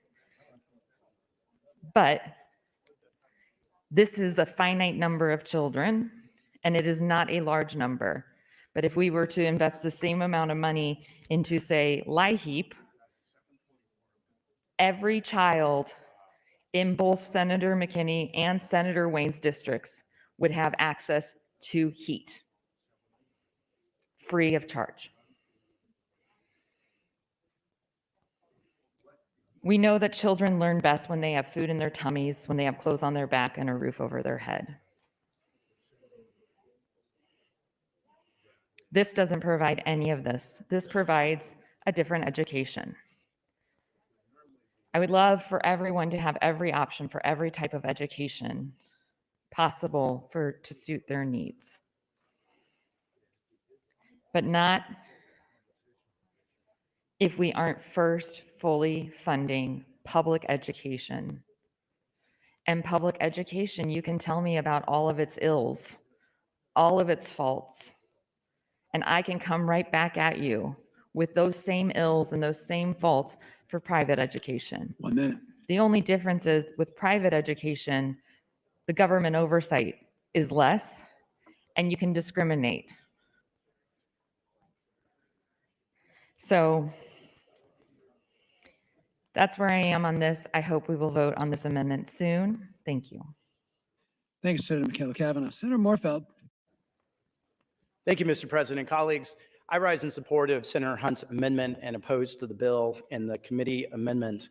I want to address just a few different things, particularly some of the thoughts that Senator Groney brought up about teachers getting out of the profession. When I talk to teachers, and I talk to a lot of teachers fairly often, or they get in touch with me, they tell me that they're getting out of the profession because of pay, low pay as compared to other professions. They're getting out of the profession because of COVID and some of the challenges that that provides, particularly having to oftentimes teach with dual modalities. Long hours, going back to pay in many cases as well. And then sometimes a lack of support for increasingly complex issues that children and their families are facing. So I talk to a lot of teachers get in touch with me. I'm proud to have strong connections with them and listen and talk to them and support them. Those are the reasons why teachers are getting out of the profession. Lack of competitive pay, challenges with COVID, long hours, going back to lack of competitive pay in many cases, and just tough work-life balance, quite frankly. Many of them have families as well. And then again, lack of support from increasingly complex issues that students are facing. These increasingly complex issues that students are facing are often a result of a failure, oftentimes by this body and our federal body, elected bodies, to provide the right types of resources for families to be supported, to be able to have living wages and to be able to have the types of resources in terms of affordable healthcare and access to other types of supports. This is a systemic problem, and it doesn't just rest on the public schools, but all too often public schools are blamed for all of these problems. These are underlying systemic problems that myself and many other senators have brought bills to address, whether it be affordable health care, whether it be access to mental health supports, whatever the case may be, that many of the proponents of this bill, not all, but many, have opposed. And yes, I have supported tax credits in the past, but that doesn't mean that I'm going to support this tax credit, because they're not all created equal.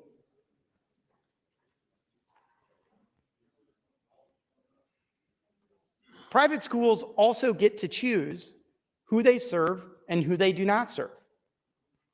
So when we're looking at private school performance as compared to public school performance, you're oftentimes comparing apples to oranges. Because there's many parents that will go to a private school and say, hey, my kid has special needs, they need this type of support. And it's not because the private school doesn't want to support them. It's oftentimes they don't have the resources or the ability to be able to properly support that child, nor are they required to, like a public school. So private schools get to pick and choose who they serve and who they don't serve, and who they have resources for and who they don't have resources for. Senator Hunt's bill addresses part of that. But there's another part of it where I know there are some private schools that would like to serve high-need students, but they simply don't have the ability to do that. That's why we have a public school system, so that every child who has needs can be served in some way. Also, colleagues, sure, is there a possibility that a middle-income family might be able to take advantage of these tax credits? Yeah, sure, I guess, but the incentives aren't the same. Because I believe in the bill, unless the language has changed since I last looked at it, it says that the money that's donated can't be earmarked to any specific student. So a middle-income family that doesn't have a ton of resources, maybe more than most, they aren't going to go, hey, listen, I could give $5,000 to the private school to send my kid there, or I could just randomly give $5,000 for it to go somewhere. That doesn't make any sense.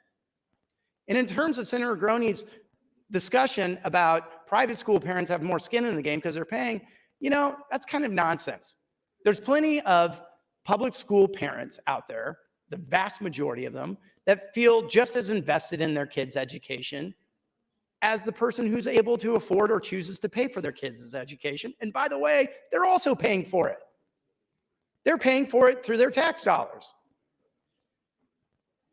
So public school parents have the same skin in the game. That's nonsense. It's also important to note that the requirements for private schools are not the same as public schools. There are tons of federal and state requirements for public schools that are not in place for private schools. So if we're going to start giving, Thanks, Senator Moorfield. Senator Pauls, you're recognized. Thank you, Mr. Speaker. I am not going to let Senator Wayne get away with not promoting his idea.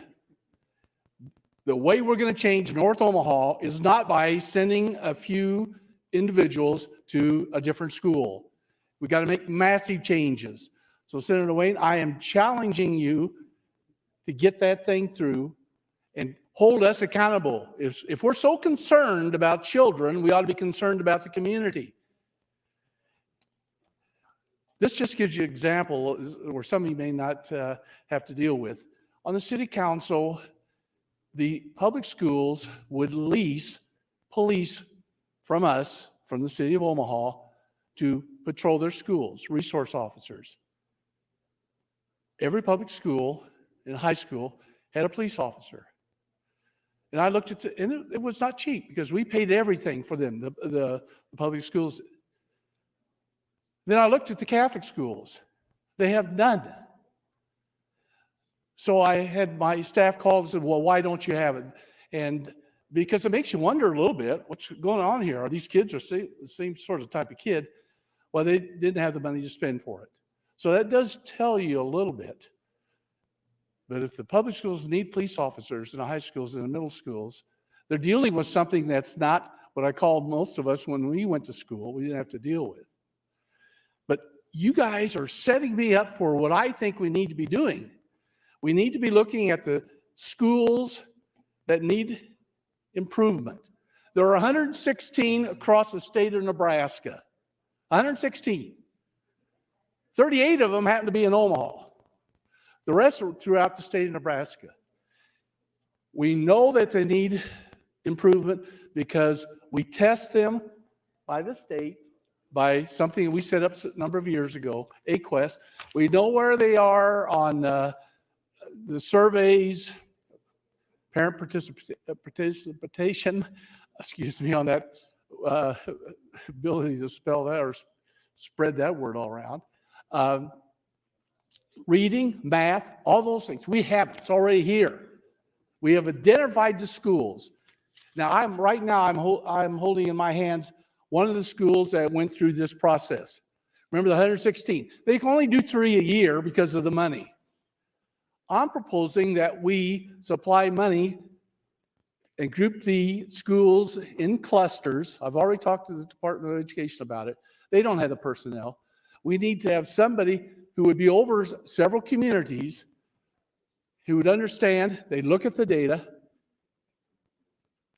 make sure that we follow the procedures to correct the issues.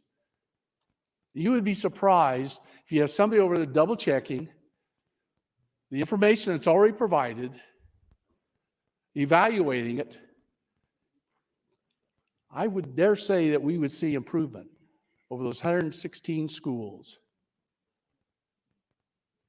As I said, 38 of them are in the city or in the Omaha public schools. A lot of them are spread throughout the state.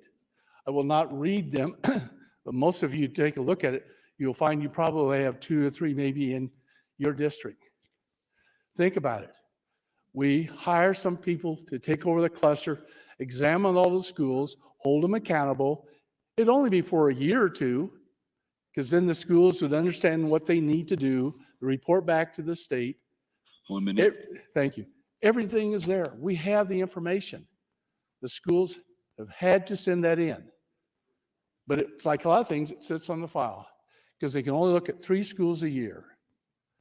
They call them priority schools. That's all the person can handle. We could do more if we're willing to spend to have a person work with the ESU and those schools. We could do much more than helping a few children go to another school system. To me, it's quite simple. Number one, Wayne's got to get his act together and get that going in North Omaha, and the rest of us need to support it because we know where the issues are. We know about poverty, although we have a lot of poverty throughout the state. If you would go back and read Senator Friesen's information he gave out to us last year. Thank you. Thank you, Senator Paul. Senator John Kavanaugh, you're recognized. Thank you, Mr. Speaker.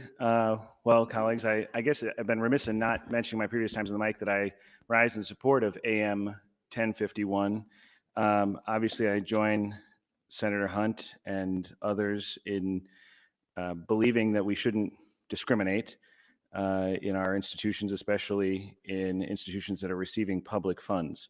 I've been talking about kind of a data perspective. Senator Pauls was doing a very nice job of talking about it just now as well.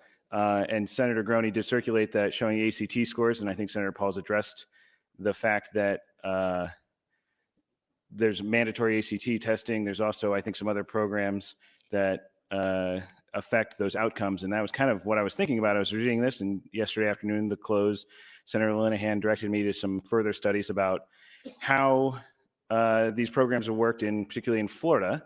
And so I spent the night and part of this morning looking at studies about programs in Florida. And there's a study about saving taxpayer dollars, which Senator Linehan addressed, saying that there's money is saved through programs like this of taxpayer dollars by diverting kids out of public schools into private schools. And there was one study about competition. And so there was no direct study about performance or outcomes for the kids that I found, I should say. I'm sure there's a study out there that I just haven't found, but about performance and outcomes for the kids who accept, adopt, participate in the scholarship program. One of the reasons I came across was for that is that the schools that are accepting this money have refused to participate in the, I think it's called FACT, Florida Standardized Test Program. It's an acronym for something. I have it here in my pile of studies, but and there was a talk about how to incentivize them and encourage them to further participate in that testing so they can get a better idea of how those kids are performing. So the studies I've seen that I looked at was about, taking data about schools that kids have left and how that is in proportion to the amount of option schools near them and what their performance is. And there was at one point I saw it was a 0.4% increase in performance of those schools. And that, of course, made me think one of these other studies that I read yesterday about the District of Columbia, where they said that the performance in math was down about a similar proportion, the 0.4%, and they described it as not statistically significant deviation. And so to say that a program is promoting success using one number and using the exact same number, different people, mind you, but describing the same deviation as not statistically significant. My point is, I've been reading a lot of these studies. I'm looking at a lot of these studies to try and figure out whether programs like this actually do return a result in improved outcomes for kids, which is our objective. I think our stated and shared objective is improving outcomes for kids. There are a lot of other questions about the mechanism of how we would achieve those outcomes and how we would implement it. One such change to how we should implement a program would be Senator Hunt's AM 1051. Any program should, of course, have an anti-discrimination component of it. But if we are really serious about finding out about getting better outcomes, we should include a testing component. We should include some data collection component where we are holding the schools that accept this money to a standard to report to us so that we can say whether this is $5 million well spent on improvements in educational outcomes, or if and it should be expanded, which I know there was originally a higher number and there was always talk about increasing it. The metric by which we decide whether to expand a program should be success, not necessarily interest, which I think is what the original part was. But I think that I support AM 1051 and the anti-discrimination component. I think that if we're serious about improved outcomes, we would add a testing component as well. And the problem with the Florida data, where it's hard to determine whether there's a positive outcome for these kids, is because they're not collecting data. The other studies I'll get back on later and continue talking about have actual state requirements where they measure and have a sort of objective metric by which to measure the data, and I'll talk about that later. I'm sure I'm out of time. Thank you, Mr. Speaker. Thank you, Senator Kavanaugh. Senator Groney.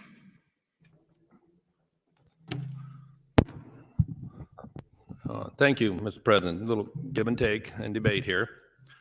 99% of all the students in the private schools take the ACT test. About 99% take it into public schools. Taxpayers pay for the test in the public schools. The private school pays for the test. No, the taxpayer pays for the test in the public schools. The private school pays for their own test. Highly disabled special education children are exempt from taking the test. So you're not averaging in some folks with a 0 result in the public schools. The tests are accurate. It's a good measure to compare. I was talking to one of the lobby for the private schools, and Cathedral has 13% special education children. That's statewide average. St. John's, the associated K-8 school has 12. That's about the state average across the state. They do take special education children.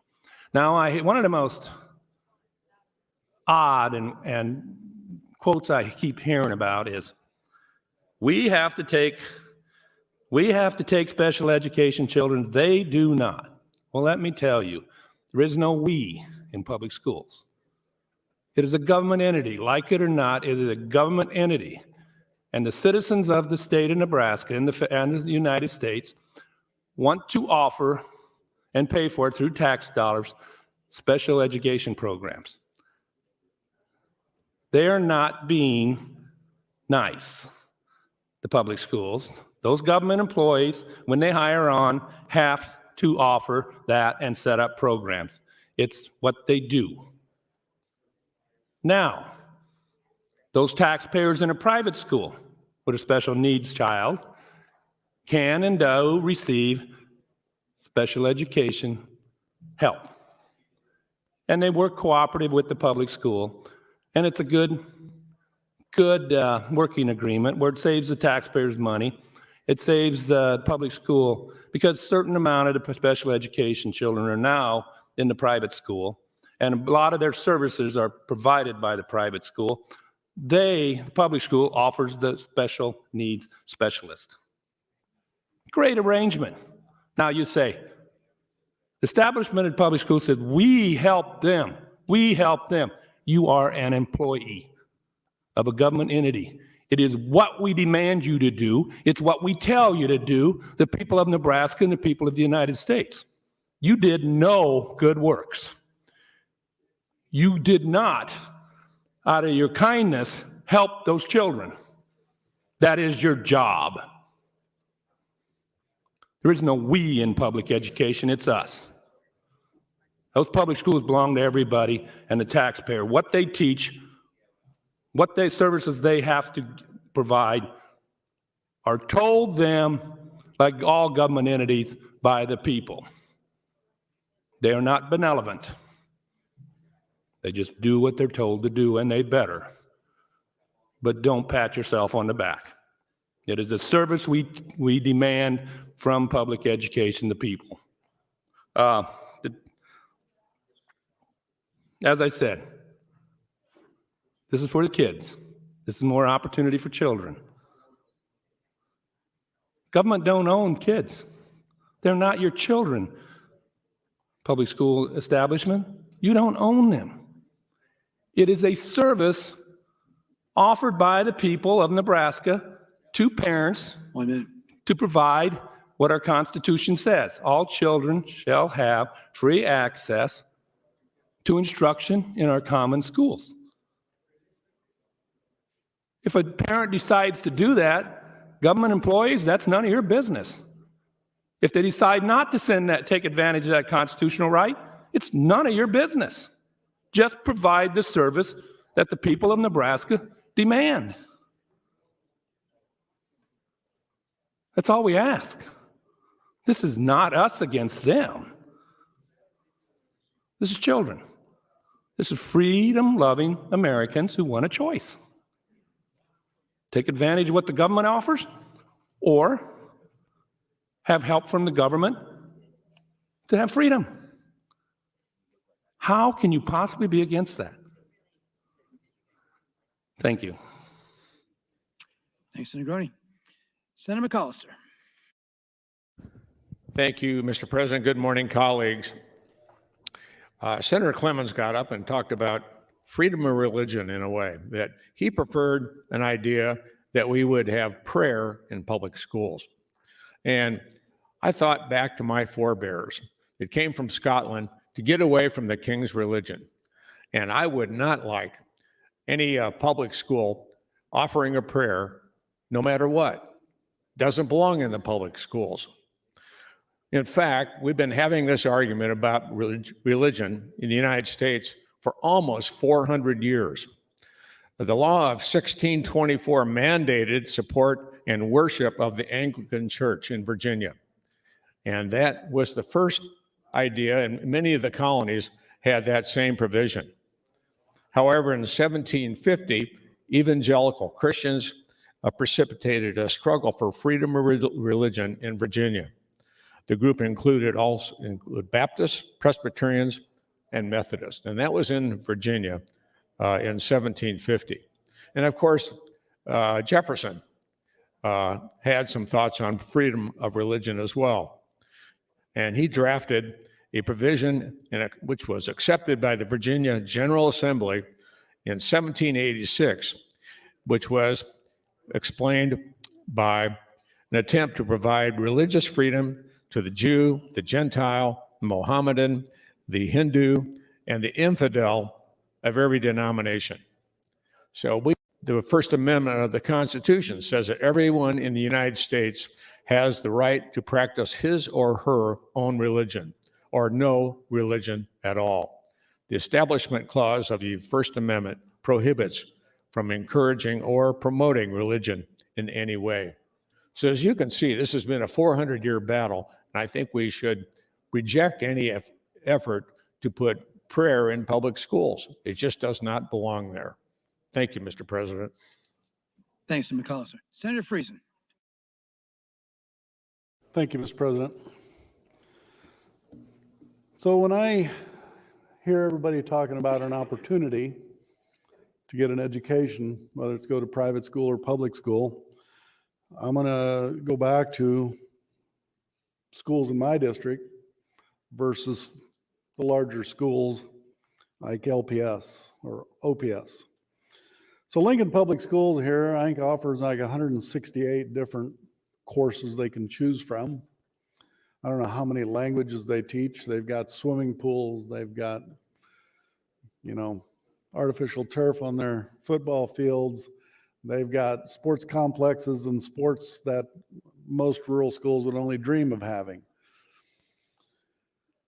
And then we get out into the rural areas where you get 0.6% of your needs met by the state.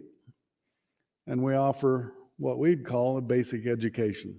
They'll have football, basketball, a complement of women's sports also because of Title IX, I think it is. And then now some of the bigger schools are getting AstroTurf put in too. But again, a lot of the smaller schools I'm talking about, where we do have extreme poverty in these small towns because their housing is getting deteriorated. There's not much happening in some of them anymore, and that's where you kind of concentrate poverty because rental is cheap. And those schools are supposed to provide a basic education, and I think they provide a good education overall. There may be cases where they're not the best, but they're doing the best they can with the resources they have.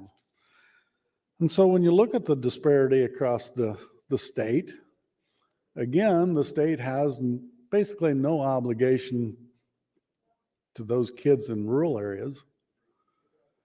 And yet we fund OPS, LPS, with more money generally than they collect in property taxes.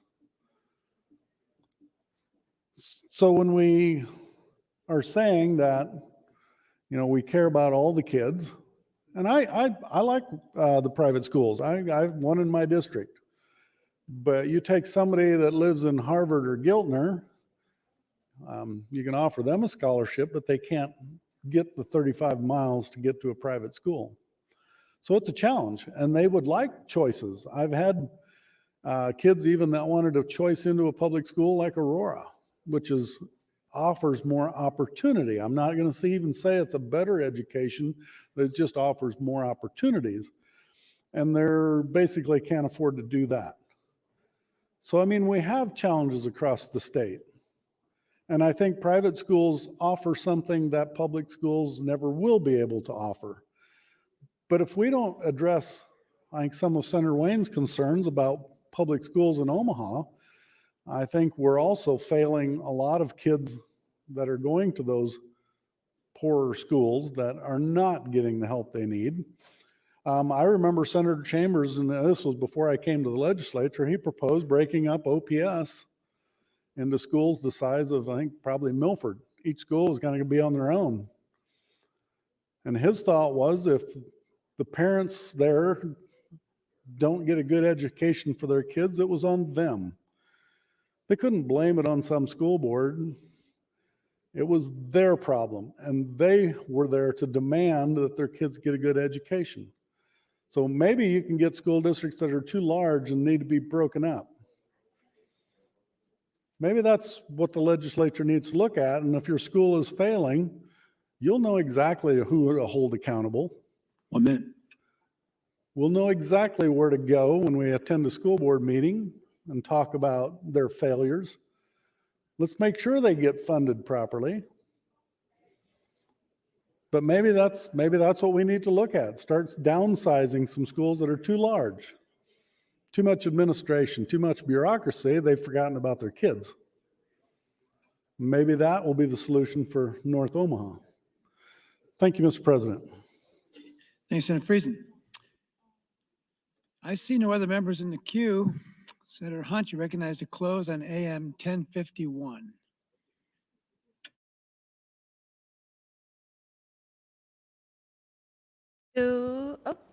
Thank you, Mr. Lieutenant Governor. Colleagues, I urge your support of AM 1051 because if we're going to be incentivizing donors to give money to scholarship granting organizations, and then we're going to ask the taxpayers to reimburse those donors dollar for dollar for those funds, then we need to make sure that those taxpayer dollars aren't going to organizations that are going to discriminate. Discrimination can happen anywhere. In public schools, it's not legal, but in private schools, it's not only legal, it happens all the time, and it's literally written into their code of conduct. At Lincoln Lutheran School, their policy says, Lincoln Lutheran School supports a biblical standard of sexual conduct as stated in the 6th commandment and LCMS doctrines and teachings. Students are expected to use restrooms, locker rooms, changing areas, etc., that conform to his or her biological sex. At Parkview School, it includes a parents' code that parents have to agree to in order for their kid to go there, which says, I will pray regularly for the teachers and administration of Parkview Christian School. I will pay all my financial obligations toward the school in full and promptly. I will read the student parent handbook and help my student to understand its content and expectations. I will help my student to abide by its guidelines with a willing heart and respectfulness toward others.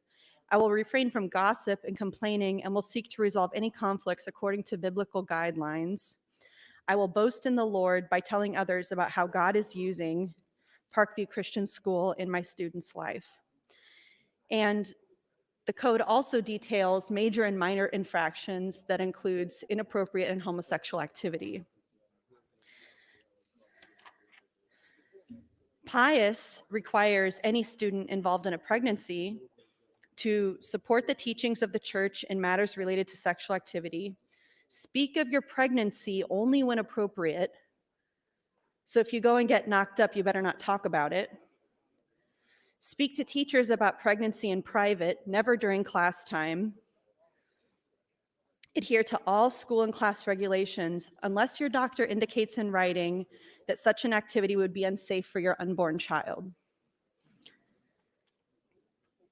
Most of these websites say they do not discriminate based on race or national origin. But in my review, looking at all of these, there was only one school that said they didn't discriminate based on gender identity or sexual orientation, and that was Brownell Talbot School in Omaha. We know that discrimination happens when tax credit scholarships and vouchers are passed based on experiences from all over the country. There are all kinds of news stories that I could read talking about legalized discrimination all over the country that's being supported by tax dollars.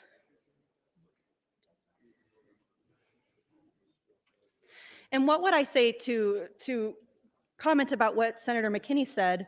What would I say to a parent from my district who reached out to my office and said, we aren't having luck in our neighborhood school.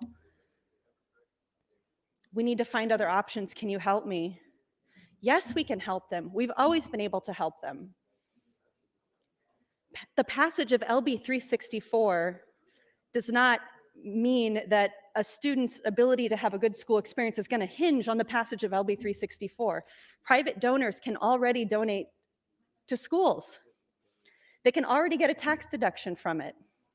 There is no reasonable universe where schools are going to say, oh, good, now we're getting, this extra $5 million in donations from wealthy private donors 1 minute. that, to Senator DeBoer's point, are all coming in at 12:01 a.m. on January 1st, by the way, which I think is right.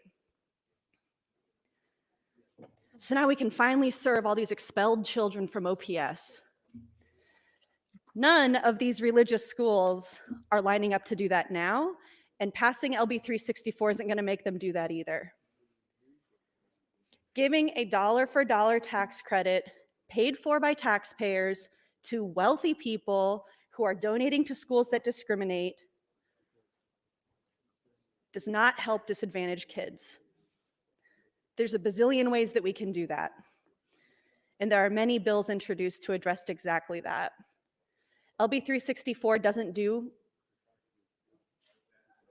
anything to solve that problem. If it's going to pass, it better pass with a non-discrimination clause, and that's what AM 1051 does. I encourage your green vote. Thank you, Mr. President. Thank you, Senator Hunt. Members, you heard the debate on AM 1051. Call the House. Been a request to place the House on a call. The question is, shall the House go on a call? Those in favor say aye, vote aye. Those opposed, vote nay.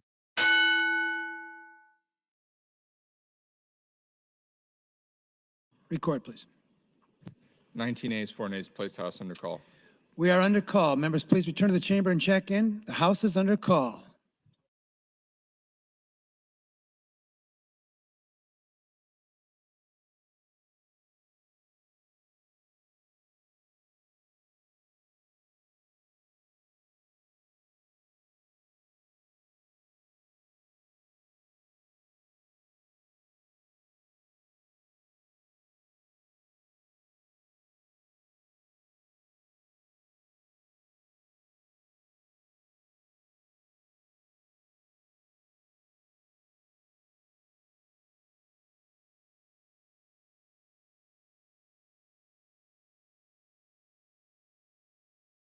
All members, please return to the chamber and check in. The House is under call.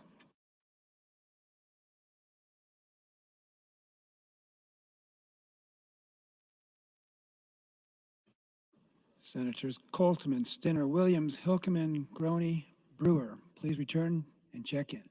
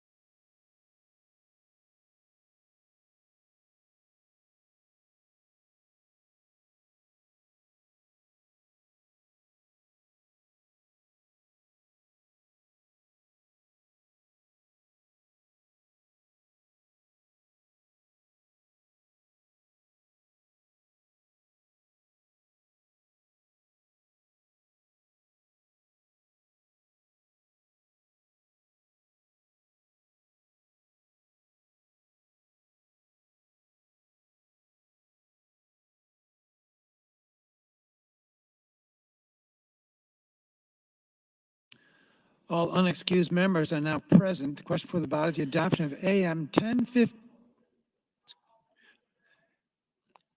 Question for the body is the adoption of AM 1051. A roll call vote has been requested in regular order. Mr. Clerk. Senator Aguilar. Voting no. Senator Albright. Voting no. Senator Arch. Voting no. Senator Blood. Voting yes. Senator Bostar. Senator Bostelman. Senator Brandt. Not voting. Senator Brewer.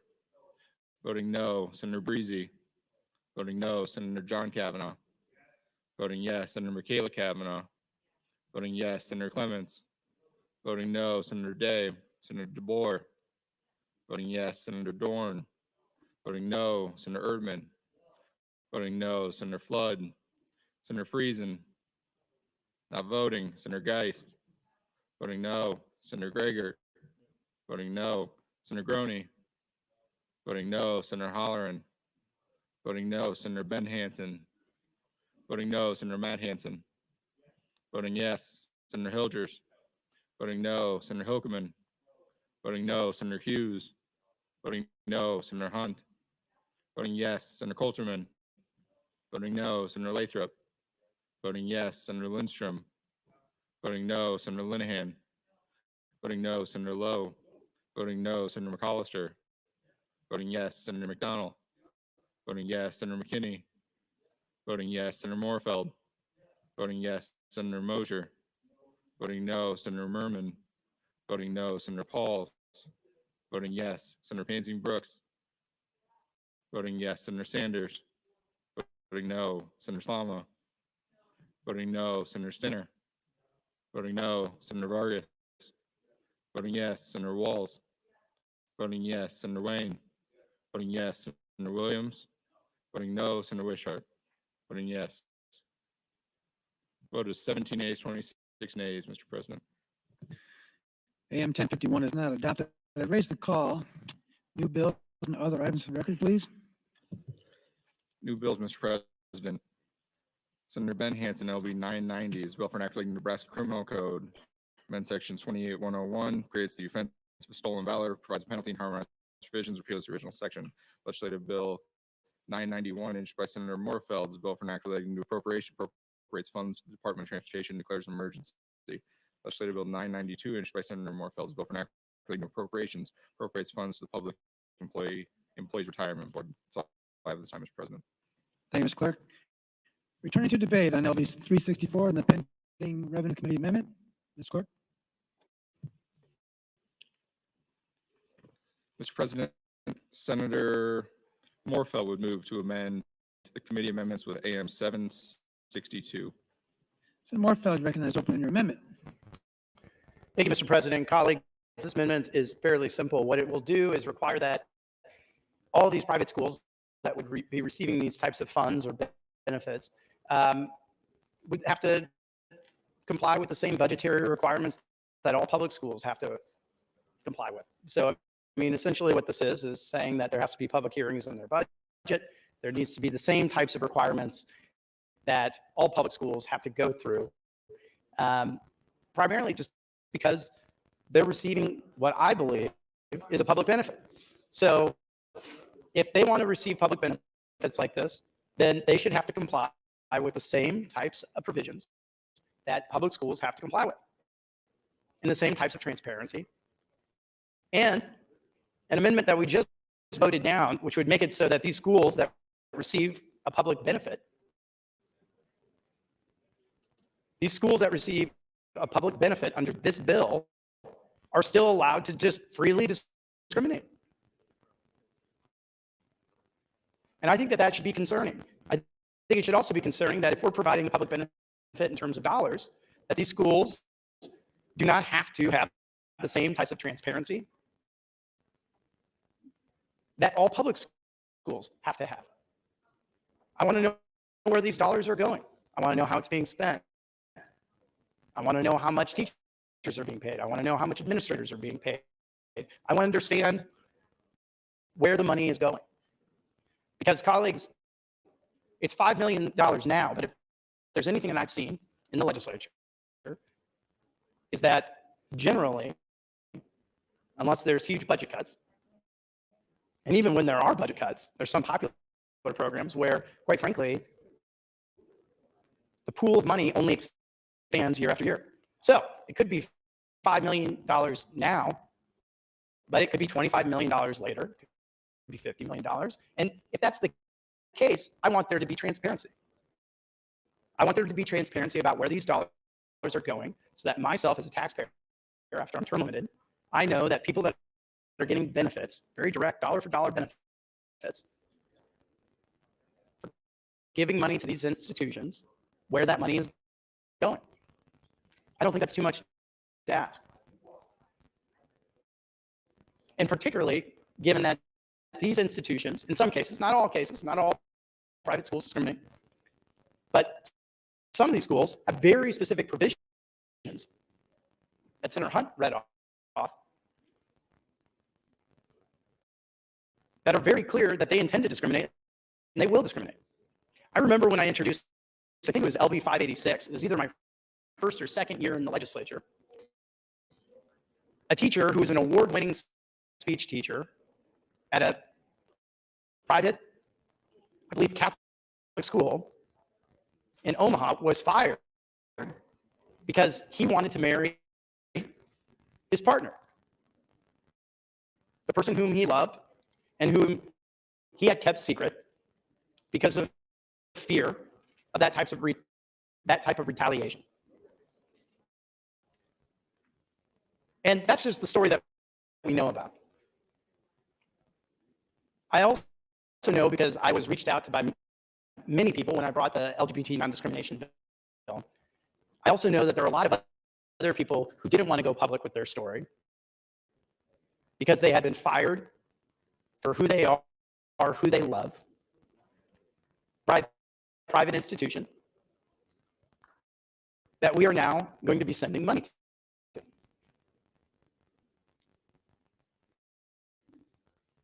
And make no mistake, this is money that would otherwise likely not be sent to these institutions had we not provided a public benefit to the people giving the money. And if it's money that would have gone to them anyway, then what's the point of this legislation to begin with? So colleagues, if we're going to be providing this type of benefit, this type of incentive, then these institutions should have to play by the same rules and have the same level of transparency as any other institution that receives this type of public benefit. I remember there are incentive programs where we have required increased reporting requirements, even from private corporations. I think rightfully so. To be able to measure the impact, the efficacy, and whether or not the program is actually providing the benefit that we intended as a legislature and that the people will come to expect in terms of accountability from us. This is no different. I urge you to support AM 1145. I'd be happy to answer any questions. Thank you. Thanks, Senator Morfield. Return to the speaking queue, Senator Matt Hansen. Thank you, Mr. President. First and foremost, let me just say how disappointed I am in the body for voting down Senator Hunt's amendment. For those watching at home, for those in the body who might not have been paying full attention, remind you what Senator Hunt's amendment did. Sort of the line to limit the schools to ones that, quote, does not discriminate on the basis of race, color, religion, national origin, ancestry, citizenship status, gender, sexual orientation, gender identity, disability, or special education status. That's what we just voted out. We're saying we don't want to provide these minimum civil rights protections to students attending these schools that are getting these state tax credits through this workaround. We're going to be contributing $5 million of state's money through tax credits to schools, and we don't care if they discriminate on any of those metrics. That is the standard we are setting here. And one of the many reasons I am so worried about this bill, about this concept. I've had several people on the microphone, off the microphone, wherever, just say it's $5 million. What's the harm in $5 million? It's so small, it's $5 million. Colleagues, the harm in $5 million is not the $5 million. The harm is starting a program. And the reason starting this program is a harm is in the midst of this, which is ostensibly about giving students a chance. We're going to bail students out and give them a chance they might succeed better. We have speeches talking about how excessive Lincoln Public Schools facilities are. How am I, as a Lincoln senator, supposed to say, oh yeah, this is totally has nothing to do with my school district. This is totally not the first step to slashing public funding, state funding to Lincoln Public Schools and spreading it around elsewhere. When those speeches are happening in the midst of this debate, like all of these school bills, anything about school funding, anything about property taxes, they're all related. We all know that. It's not like a shocker for any of us. We all know that. We all know all these pieces go together. We cannot talk about funding education in the state without talking about all the other ways we fund education in the state. It's the reason that TIOSA bills and property tax bills, while they go to two different committees, are essentially the same topic most of the time. And so if we're talking about how school districts like Lincoln can have more elsewhere, I'm more than willing to dump more and more money of state dollars into school funding for elsewhere.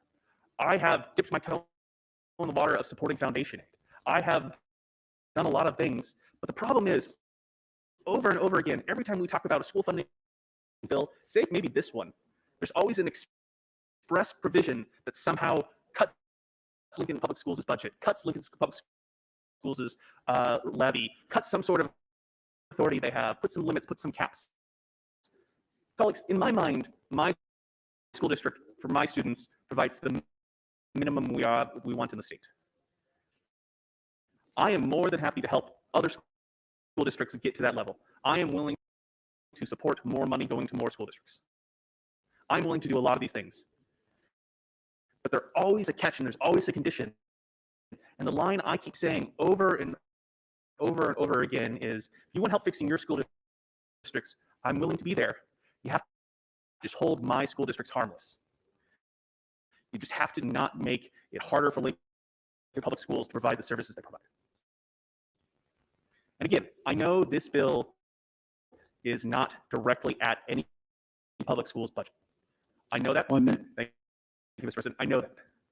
But even in the midst of this debate, we have all these critiques of public schools and what they spend their money on and how they treat their students, and on and on and on and on and on. And so I know that this debate is not isolated to just this issue. We have, and I know we're going to have to defend against many attempts to threaten the quality of schools I have in my community this session. And in my mind, this bill is the first of them. I know it won't be the last, and that is why I'm willing to hold the line so hard on all of them. Thank you, Mr. President. Thanks, Senator Hansen. Senator McKellar-Kavanaugh.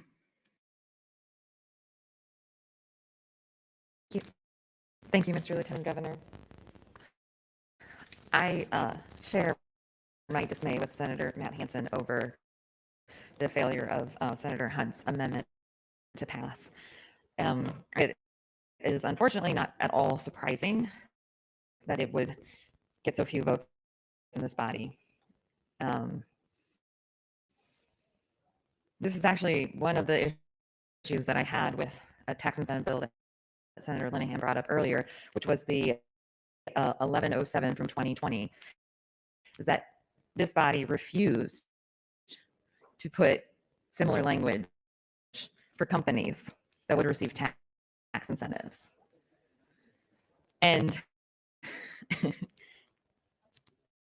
I just find that galling as a taxpayer, as a citizen of the state, as a person who has experienced discrimination, as a person who has had loved ones experience discrimination based on who they love.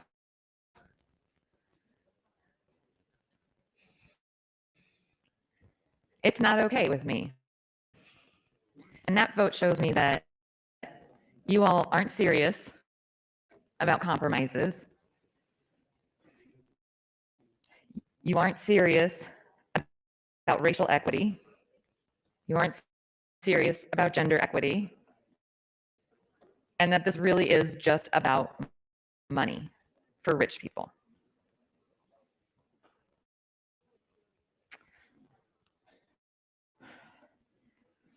That's what that vote spoke to me. And I think that that's what that vote spoke to a lot of people in this state. That you're not going to represent them when you're making laws and when you're spending their tax dollars. You're not going to make sure that they are protected and how those tax dollars are used. You are okay with children being victimized by a school system because their parents chose to send them there. The parents made a choice to send them to a private institution. And just like at a public institution, there will be discrimination, there will be bullying, and there will be hate. And children will get hurt. And the message this body sent to them is that you don't care, that is okay. And the message I would like to send to the children of Nebraska is that you are loved, no matter who you are, and no matter who you love, and no matter what you look like, you are loved. Even if you don't feel it from this body today, there are people in this body that love you, and you matter. Mr. Lieutenant Governor, how much time do I have left? 1 minute 30. Thank you. So I assume we're going to be breaking for lunch around noon. And now that you all don't have to filibuster an amendment that shows your hate, the hate you have in your heart for children of God, you're all going to get out of the queue. So you're going to be hearing from those of us that oppose this bill a lot more this afternoon. And it'll go the 8 hours that it's required to go, and there'll be a cloture vote, and then we'll see where we stand, as always. But over lunch, I am going to do some deep reflection on how can some of us move the hearts and minds of other senators to accept love in your heart for people who are different than you, who have different life experiences than you, that you could never possibly understand. I am going to work diligently to put love in your heart for those people and for you to represent them. Everyone deserves to be represented fully, and everyone should feel like their state legislature cares about them and certainly isn't willing to spend dollars that could hurt them without any repercussions. Thank you, Mr. Lieutenant Governor. Thanks, Senator Kavanaugh. Senator Pansy Brooks.